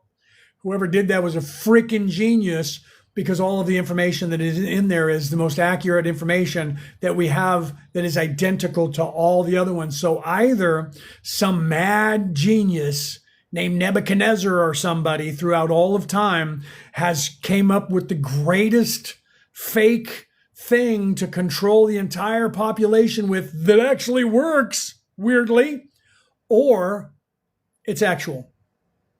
Either way, it actually works. Both ways, whether you believe it or you don't believe it. It actually works. So if you want to get out of here, all you have to do, stop looking in the flesh. Stop looking for a savior to come back to get you. Your savior's already been here more than 12 times. Let me say that again. Your savior has already been here more than 12 times. And every time your savior has been telling you, stop looking without, start looking within, because you are the Christ that you're looking for, because you have it in you. Everything you need is within you, within yourself. There is nothing that you need from the physical plane whatsoever, except for what is in your mind to save yourself. You want to get out of here and you want to stop being controlled by them? Stop being controlled by them and get out of here. That's it. You're sitting in an escape room that you put yourself in, and you're pretending that you don't know how to get out. You're in a room that has 4 walls and there's no windows and there's one door. That's it. And there's a key sitting on the coffee table in front of you. And you're sitting in there with a guy who keeps going, hey, what are you doing? Hey, what are you doing? Don't look over there. Don't look at that key. Don't go out that door either. Don't you go out that door. You open that door, there's going to be a light. And if you go into that light, it's going to zap you and it's going to put you back into this door. Don't do it. Don't go into the light. Don't open that door. Don't do any of that, because bad guys are out there. Bad guys are out there. Just sit right here. I'll tell you what you need to do. Hold on right here, because somebody told me, you know what they told me? They told me they were going to come back and get us. Okay. So what they said is all we got to do is sit here. Okay. So we sit right down here. Okay. Just so don't forget about that key. Forget about that door. We're just going to sit here and wait. Okay. We're going to sit right here. We're going to drink some beer. We're going to watch some TV. And we're just going to chill. Okay. They're coming back for us. They're coming back for us. They told us that. Listen to me. Listen to me. Focus on me. Focus on me. Listen to me. Sit right here. Sit right here. Sit right here. Yeah. Don't look at that door. Yeah. Woo. That was close, bro. You almost killed us both. You almost unalived us both. Pardon me for that. Okay. Will you tell us about the pineal gland? That is where the Christ oil, Shirley, is your pineal gland. If you look at the Eye of Horus, which people thought was the Eye of Ra on this planet for a long time, the Eye of Horus is actually showing you your third eye. That's why the eye is real big right there. It's your hippocampus. And then that little thing that's coming off of it that looks like a little punching bag is your pituitary gland. Okay. So literally all of those things are in your mind, right? So are real in the mind. Yeah. So so all of that Christ oil is in your mind. It's physically a thing that happens in your body that goes, this reality, this thing that you call reality is an illusion. It's actually not happening. You just think it is. Okay, so the trap that you're in, the escape room that you're in, is in your mind. It's a trap of the mind. He's a friend. He's just asking what we're talking about. Sean, how you doing? Well, we're talking about the Christ oil again. Welcome, brother. We're talking about the Christ oil and how to get out of here and how to hack this matrix. So you've created a matrix for yourself, right? To say that you have a free will is not reality. No, it is reality, Sean. You do have free will. You have complete free will. If you're thinking in the reality sense of physicality and you believe that you have controllers who own you because they think they own you and they've been telling you that they own you, then you don't have any free will because you're giving them power over you. You have free will. You've had free will from the very beginning, but they're distracting you away from that. Okay. They're making you think they own you. They're making you think they own everything. And the more you focus on them, because your focus determines your reality. So the more that you focus on them and that religion, which is politics, which is the caste system or maritime law, right? Is it okay to partake of, DMT is what it actually is, Lyndon, that is secreted in your brain in that Christ oil. So I'm not suggesting, because this is all for entertainment purposes only, TikTok. So we're just talking hypothetical. So, those other things that we can't talk about on these communist platforms, those words that have to do with certain things that grow in the ground, that are around the world. One is blue and it's a flower, and the other one looks like Santa Claus's hat. And it's red and white, and it has polka dots on it, and it grows in the dark areas of the earth. And they have, when you ingest those, they have chemicals in them that could, in some ways, enhance your psychic abilities and raise your vibration, or things that you can do with those by drying them out and using fire on them so that there's smoke. Yes. Those things have been used on this earth in every religion to expand the consciousness of people throughout all of time. We don't have to do those things anymore because we're so close to waking up. However, there are different aids that you can use, including eating things that are good for you, and eating some of those dried fruits and meditating, doing different things that are not eating junk foods and crap things, right? Well, that explains why they put a ban on them. Yes, Crawford, that's exactly why there's a ban on cannabis and all of those chemicals because it actually expands our consciousness. So to control the conscious level, they make all of those things illegal so that nobody can use them, and then they get in trouble if you do. And guess what? It keeps people growing slower, right? Keeps people growing slower. So they keep you into a lower vibration. Why do you think they call it high, bro? Why do you think they call it high? Okay, because you are high. You get high enough THC in your body, and your ego and your thinking mind doesn't bother you anymore, and you just sit there and you're experiencing, man. You're zoning. That's why they call it the zone. You're experiencing. So wait a minute, what was that? Can you explain to me my choice and free will are the same? Okay, so right now, am I holding you hostage in this live? Or do you have the choice and the free will to leave this live whenever you feel like it? Okay, there's free will right there. You have the free will to do whatever it is that you want to do, and you have the choice to do it. That's as simple as I can make it, right? You're trying to say that there is no free will and you don't have choice. You chose to come in here and ask me a question, my friend, and I chose to pick your question to answer. That's free will. You were born free from the time that you were born, but you're born into a system who wants you to believe that you're not. And they keep trying to remind you that you're not, that you're in a caste system, and they keep telling you that you owe them something, right? Will is said by the father choice is the, hold on, let me read this. By the father is the decision for your own choice to align with the father. So hold on, what is that, Leo? Do you think that you agree for parts of your life to be written? So hold on, I got to answer both of those, right? So now you're trying to quote the Bible, and you're actually quoting it not proper, by the way.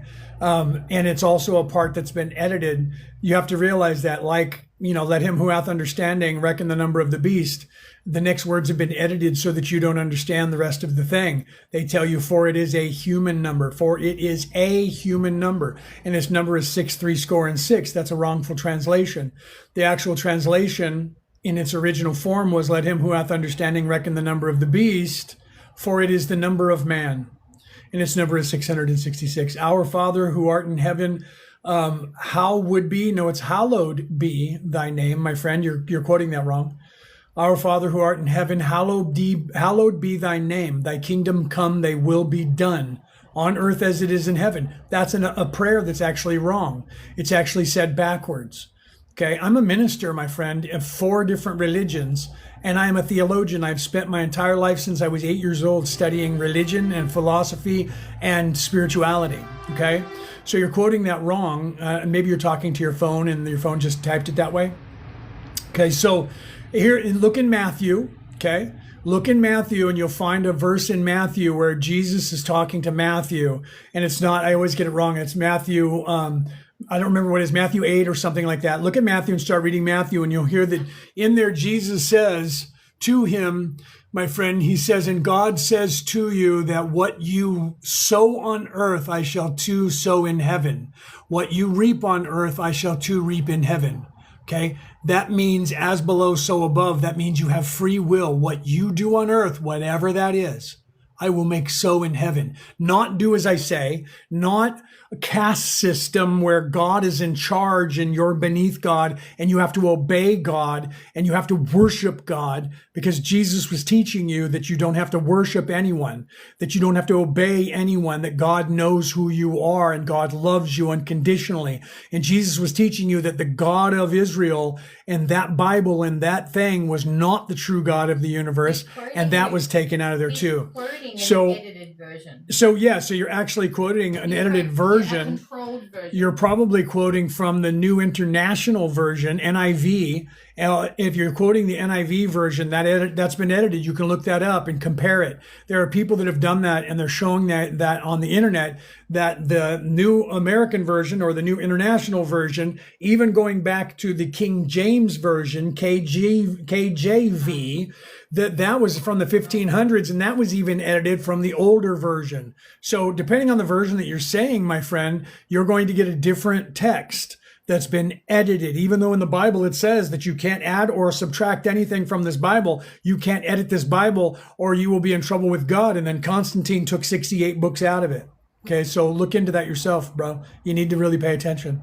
So I go to the original book. You have a copy of the original book? I would like to see that, because if it doesn't have the 68 books in it and it's not exactly the one from Ethiopia, you don't know what you're talking about. You're looking at a book that they're printing, and you should open that book up and see when it was published. And then look at that. If that book wasn't published about 2,000 years ago, you don't have the original book, my friend. All right, I'm muting. Okay, so you need to go and look at that. So let's move on. Let's go back to talking to people who are having their thoughts on DMT already, or is that DM? Okay, we're not talking about drugs. MDA, yeah, we're not talking about those anymore. I think that, I don't know if you are aware of this, but the more you ask me these questions, and then even if I read your question out loud, I'm going to get dinged by this platform that doesn't like us talking about spirituality or that kind of thing. So I'm not going to be talking about that anymore. So please, if you want to talk about those things, you have to email us and talk to us privately when we're not on these platforms, where we can actually talk and say things a little bit more openly. We have a Zoom that we're going to be putting together, a Zoom class or a Zoom meeting, a couple of them, because we're in Australia. And so we're going to do one for like the Americas and the time zones there, and then Europe and the time zones there, and then everybody else that are kind of on our time zone here in Australia, where we're going to have Zoom meetings where we can actually have conversations like this and not get in trouble with algorithms while I'm on the live. Okay.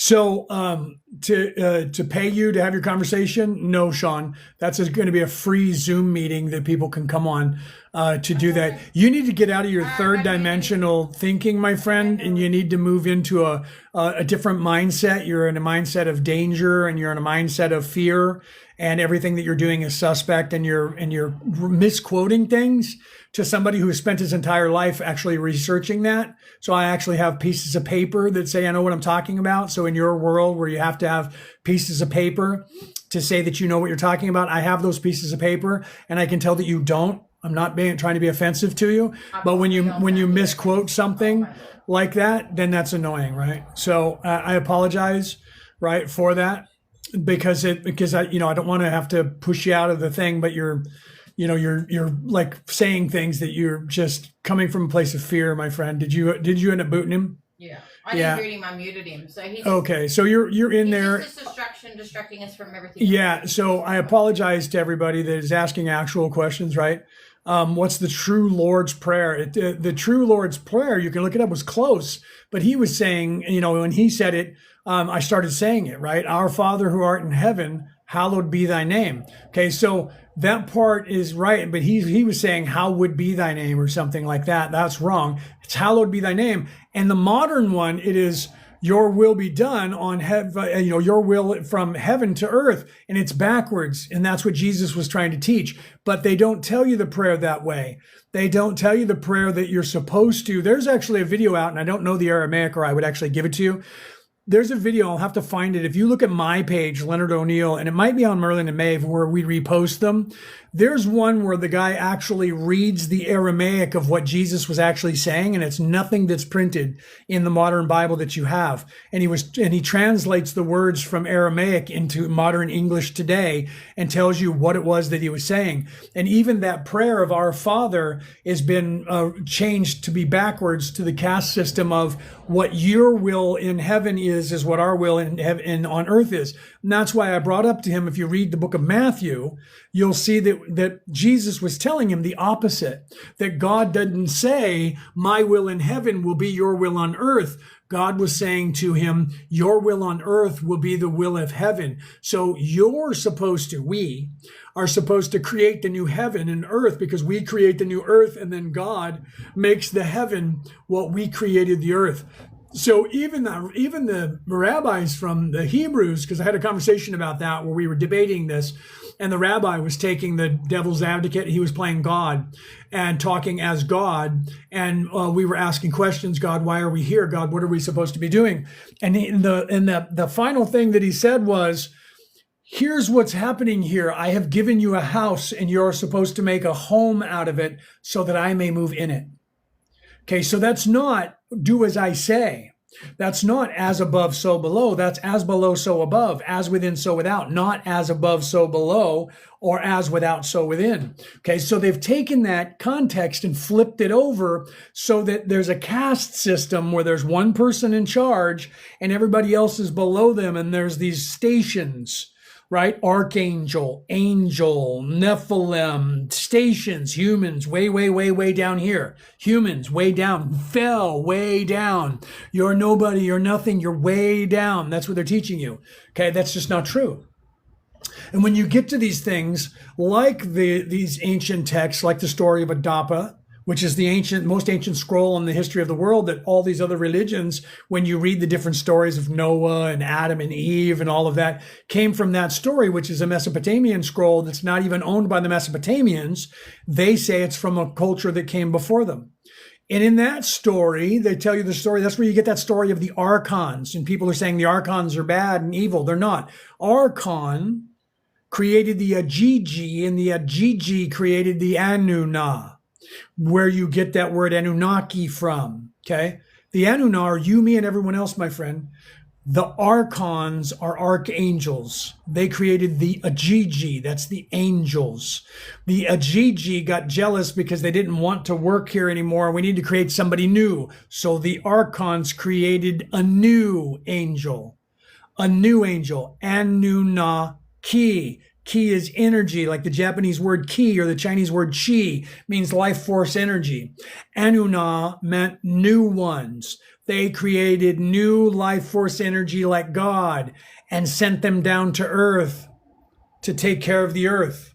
Me, you, everyone here, you're an angel of the creation. But then they say, no, that's not what that meant. The archons were third dimensional constructs, came in a spaceship because they wanted gold. And then, no, wait, it wasn't them. They created the Anunnaki who came to earth who wanted gold, and they created the human race. They even changed that. Okay, Zachariah Sitchin in 1948, who didn't understand how to read that language, saw the word Anu and realized that Mesopotamia was in a certain place in the desert, and next to them there was a border of hundreds of miles, almost 1,000 miles, by a country there that were called it was called Arcadia. They were Arcadian. They were actually Greeks. And they had a god called Anu. So he saw that word Anu and said it must be the word Anu, must be the god Anu. Ki came to earth. He forgot about the word Na, silent letters, don't know, threw him out, and said the god Anu came to earth. And then he made up 6 books, and he lied and said that the Anunnaki, the god Anu, came to earth to mine gold and created the human race. Nowhere in those scrolls does it say anything about mining gold or creating the human race at all. Okay, the people who were created were the Anunna. And it says that. So if he's right and the god Anu came, then who did they create? Well, Giorgio Tsoukalos in History Channel said, the god Anu came down to earth, so he was in a spaceship and he was an alien. And then in 2015, he reiterated that when he was filming again, and this time he said, Anunnaki means those from the heavens came. Now it's an entire species of people flying here in an armada. They came down to earth, and they just propagated for the History Channel and Disney to make a bunch of money, propagated the story that Zachariah Sitchin wrote about the scroll, and the actual translation of the scrolls by the actual scholars say that that's all a lie and made up, and the word was Anunna and Ki, and that meant those who were like God came because they were the new angels. And that is us, that is you, that is me. And that entire story was an allegory in and of itself as it is. And that's the oldest story on the face of the earth that 8 religions on this earth are actually based on, okay? And I tell you truly, because it's true, you can look it up, and people are starting to realize it. I'm not the only one talking about this.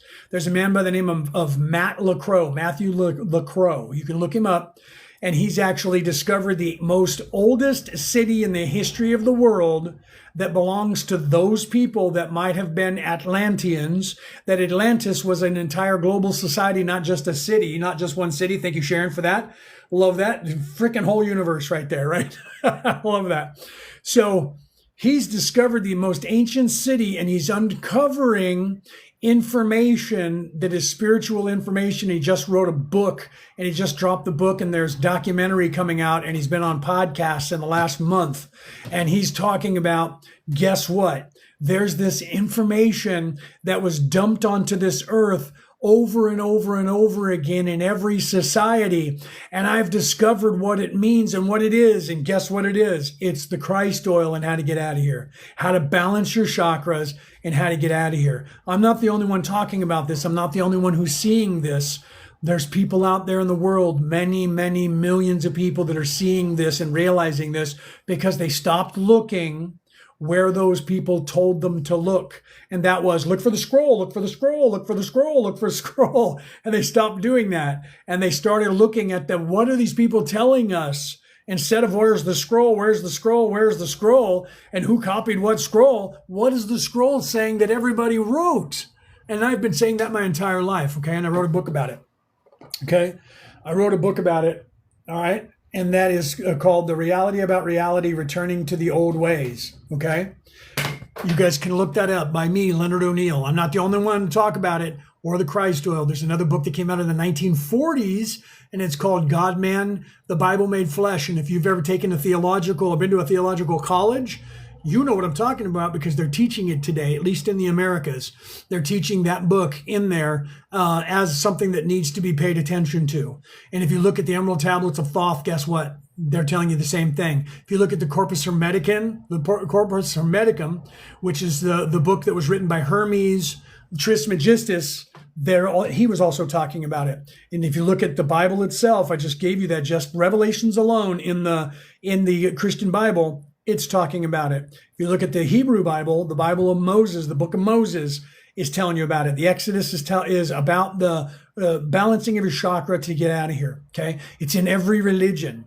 Even the Vikings talked about it in their own way with the story of Thor coming down to heaven, or from heaven, from Elysium, from that heaved up place that's in your head, coming down from Valhalla, coming down to earth. They all talk about the chakras. How many chakras are there? 7. How many worlds are there in the Viking pantheon? And the rainbow bridge that you have to cross to go to heaven. That means you have to balance yourself to go to heaven. If you don't balance yourself and you're self-serving, you will not be able to make it to heaven. Why is that? Because they knew that evil self-serving people can only go halfway through the 6th density and then they are stuck. Okay? They're stuck there and they can't go through the density any further, and they have to repent of their ways. That's a nautical term. Thank you you very much for that. But you have to repent your ways and become in service to others, and then you can start your ascension again. So even the Vikings from thousands of years ago knew about it. Every religion on this earth, you can look up Shiva and what Shiva did, Osiris and what Osiris did. These people in these religions were Christed, and they were doing all of that stuff, okay? Can you say happy birthday to Kip? Kip, happy birthday. Happy birthday. Santa Claus on his day off says happy birthday to Kip. Ho, ho, ho. Happy birthday, Kip. Ho, ho, ho. Right? I don't know how old Kip is, but happy birthday, Kip. Thanks for tuning in and wanting me to say hi, right?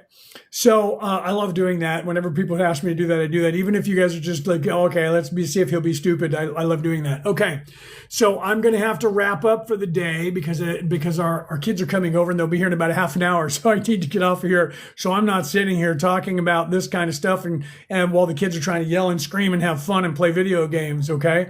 So I love you guys. Wait, can you talk about the Rainbow Bridge? Okay, let me do the Rainbow Bridge real quick. The Rainbow Bridge is the 7 chakras. If you look at a rainbow that is in the air, right? When the light goes through the rain, when it's sun's out and the light shines through the rain and you look at it, what do you see? You see the color spectrum. It's inverted from your color spectrum. It has purple down here and it goes all the way up to red. Okay, you don't see the white spectrum that's there because you can't notice that. So when you look at the crown chakra, right, people think that, violet, purple, purple, violet. Okay, so your chakras, the color coding of your chakras is the exact rainbow that you see in the sky that's inverted. Okay, if you look at the aurora borealis in the north and in the south of the planet, at certain times when the sun's rays shine through the ionosphere, it shines through the ionosphere, but it doesn't make a perfect rainbow because but it floats and it has all the colors of the rainbow and the light spectrum coming through. Okay, so Bifrost, the rainbow bridge, was when you would cross over from this life to go to Valhalla, their version of heaven.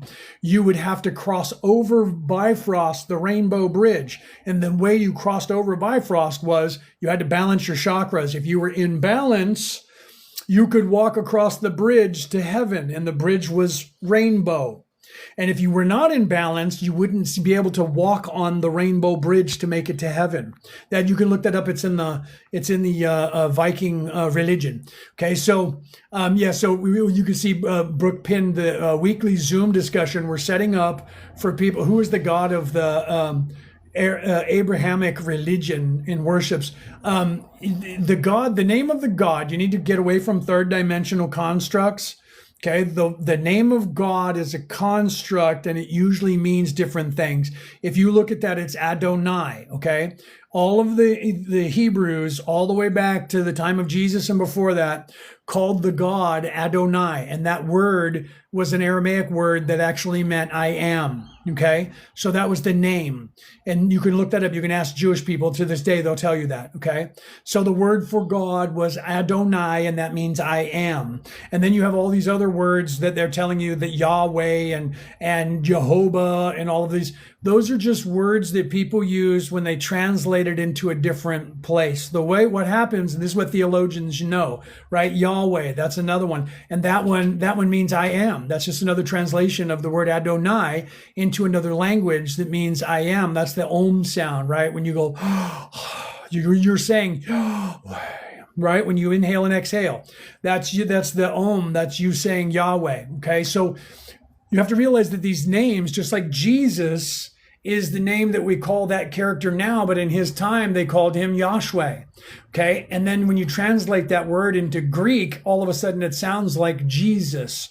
The Greek word for Yahshua is spelled with a J. Okay, not a Y, because that sound was different to them. Here's an example. My name is Leonard. That means Lionheart. Okay. Leo, Leonard. The Nard is Middle German. Okay, so which is Middle English, is Middle German, and it means heart. Leo is the Greek word for lion. Okay, Leo. We get the word lion because the Greek word was spoken by French people who say lion instead of Leo. They say lion. And the way they spell that word lion is Lion, lion, meaning Leo. The Greek said Leo, the French say Lion, and then we have that word in English, and we changed where we had the vowel sounds, and we say lion instead of lion. So the word Leo is the word lion, spoken by French people and translated by people saying it wrong in English. So it evolved into the word lion that we use now. But its base root, if you look up the etymology, is that. Okay, so my name, if I were Greek, would be Leonidas or Leonidas, which means Lionheart. And if I'm Latin, it's Leonardo. Okay, that doesn't mean that those are different names. So with Jesus, when people say Jesus isn't even his real name, they're just lying about that. His real name was Yahshua. Jesus actually means Yahshua. Okay. It's just that Yahshua was in Aramaic, and Aramaic translated into, say, Yiddish, or translated into one of the other languages, Swahili or so, or then maybe into Coptic, but it was actually translated from the Aramaic to Greek, then to Latin, then to English. And because of that, we now say Jesus, not Yahshua, not Jesus. That was the more Greek word, Jesus. And then we say Jesus. Now, praise Jesus. Praise Jesus. We say Jesus. That's a English translation of the Greek word Jesus, which is a translation of the Aramaic word Yoshua or Yoshua. Okay, so you have to realize the etymology of things, and things get lost in translation. So people are spending their time yelling at one another online, saying that Jesus is not the name of that character and he was never called that. And that is his name, just like my name is Leonard. And if someone says to me Leonardo, because people have said it, I will answer to it, because that's just another language saying my same name. Or if somebody says Leonidas, I'm going to look at them. Why? Because that's just Greek saying my name. Okay, so you have to realize that even your name, like for instance, if your name is James, okay, if Peter was here, he would be translating into Irish because he was doing it yesterday.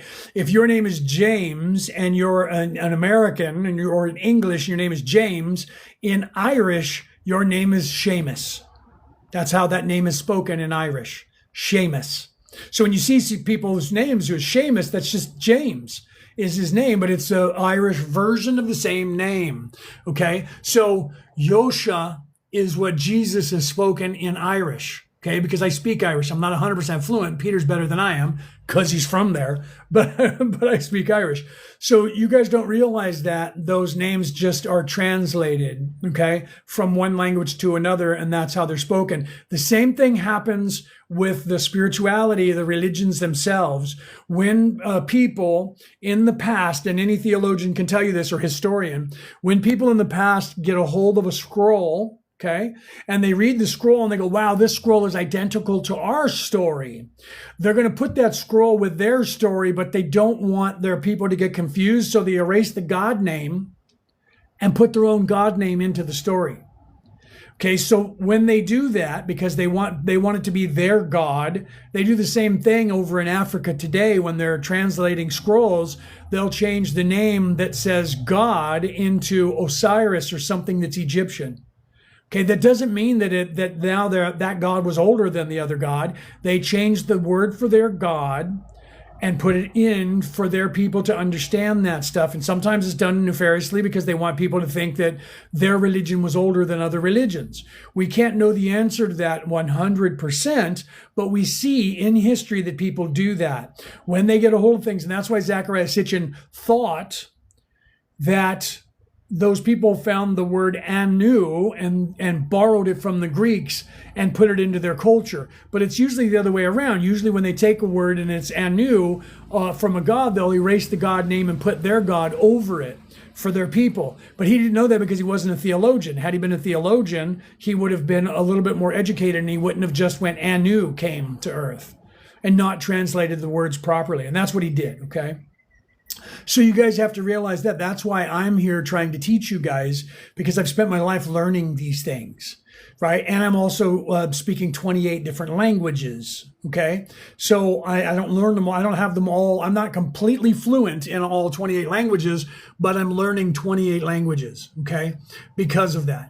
I taught myself how to read Middle French because at one time I was researching Nostradamus, and I wanted to make sure that the people who were translating Nostradamus and his quatrains were actually translating it properly into English and not taking liberties with the language and changing what he said.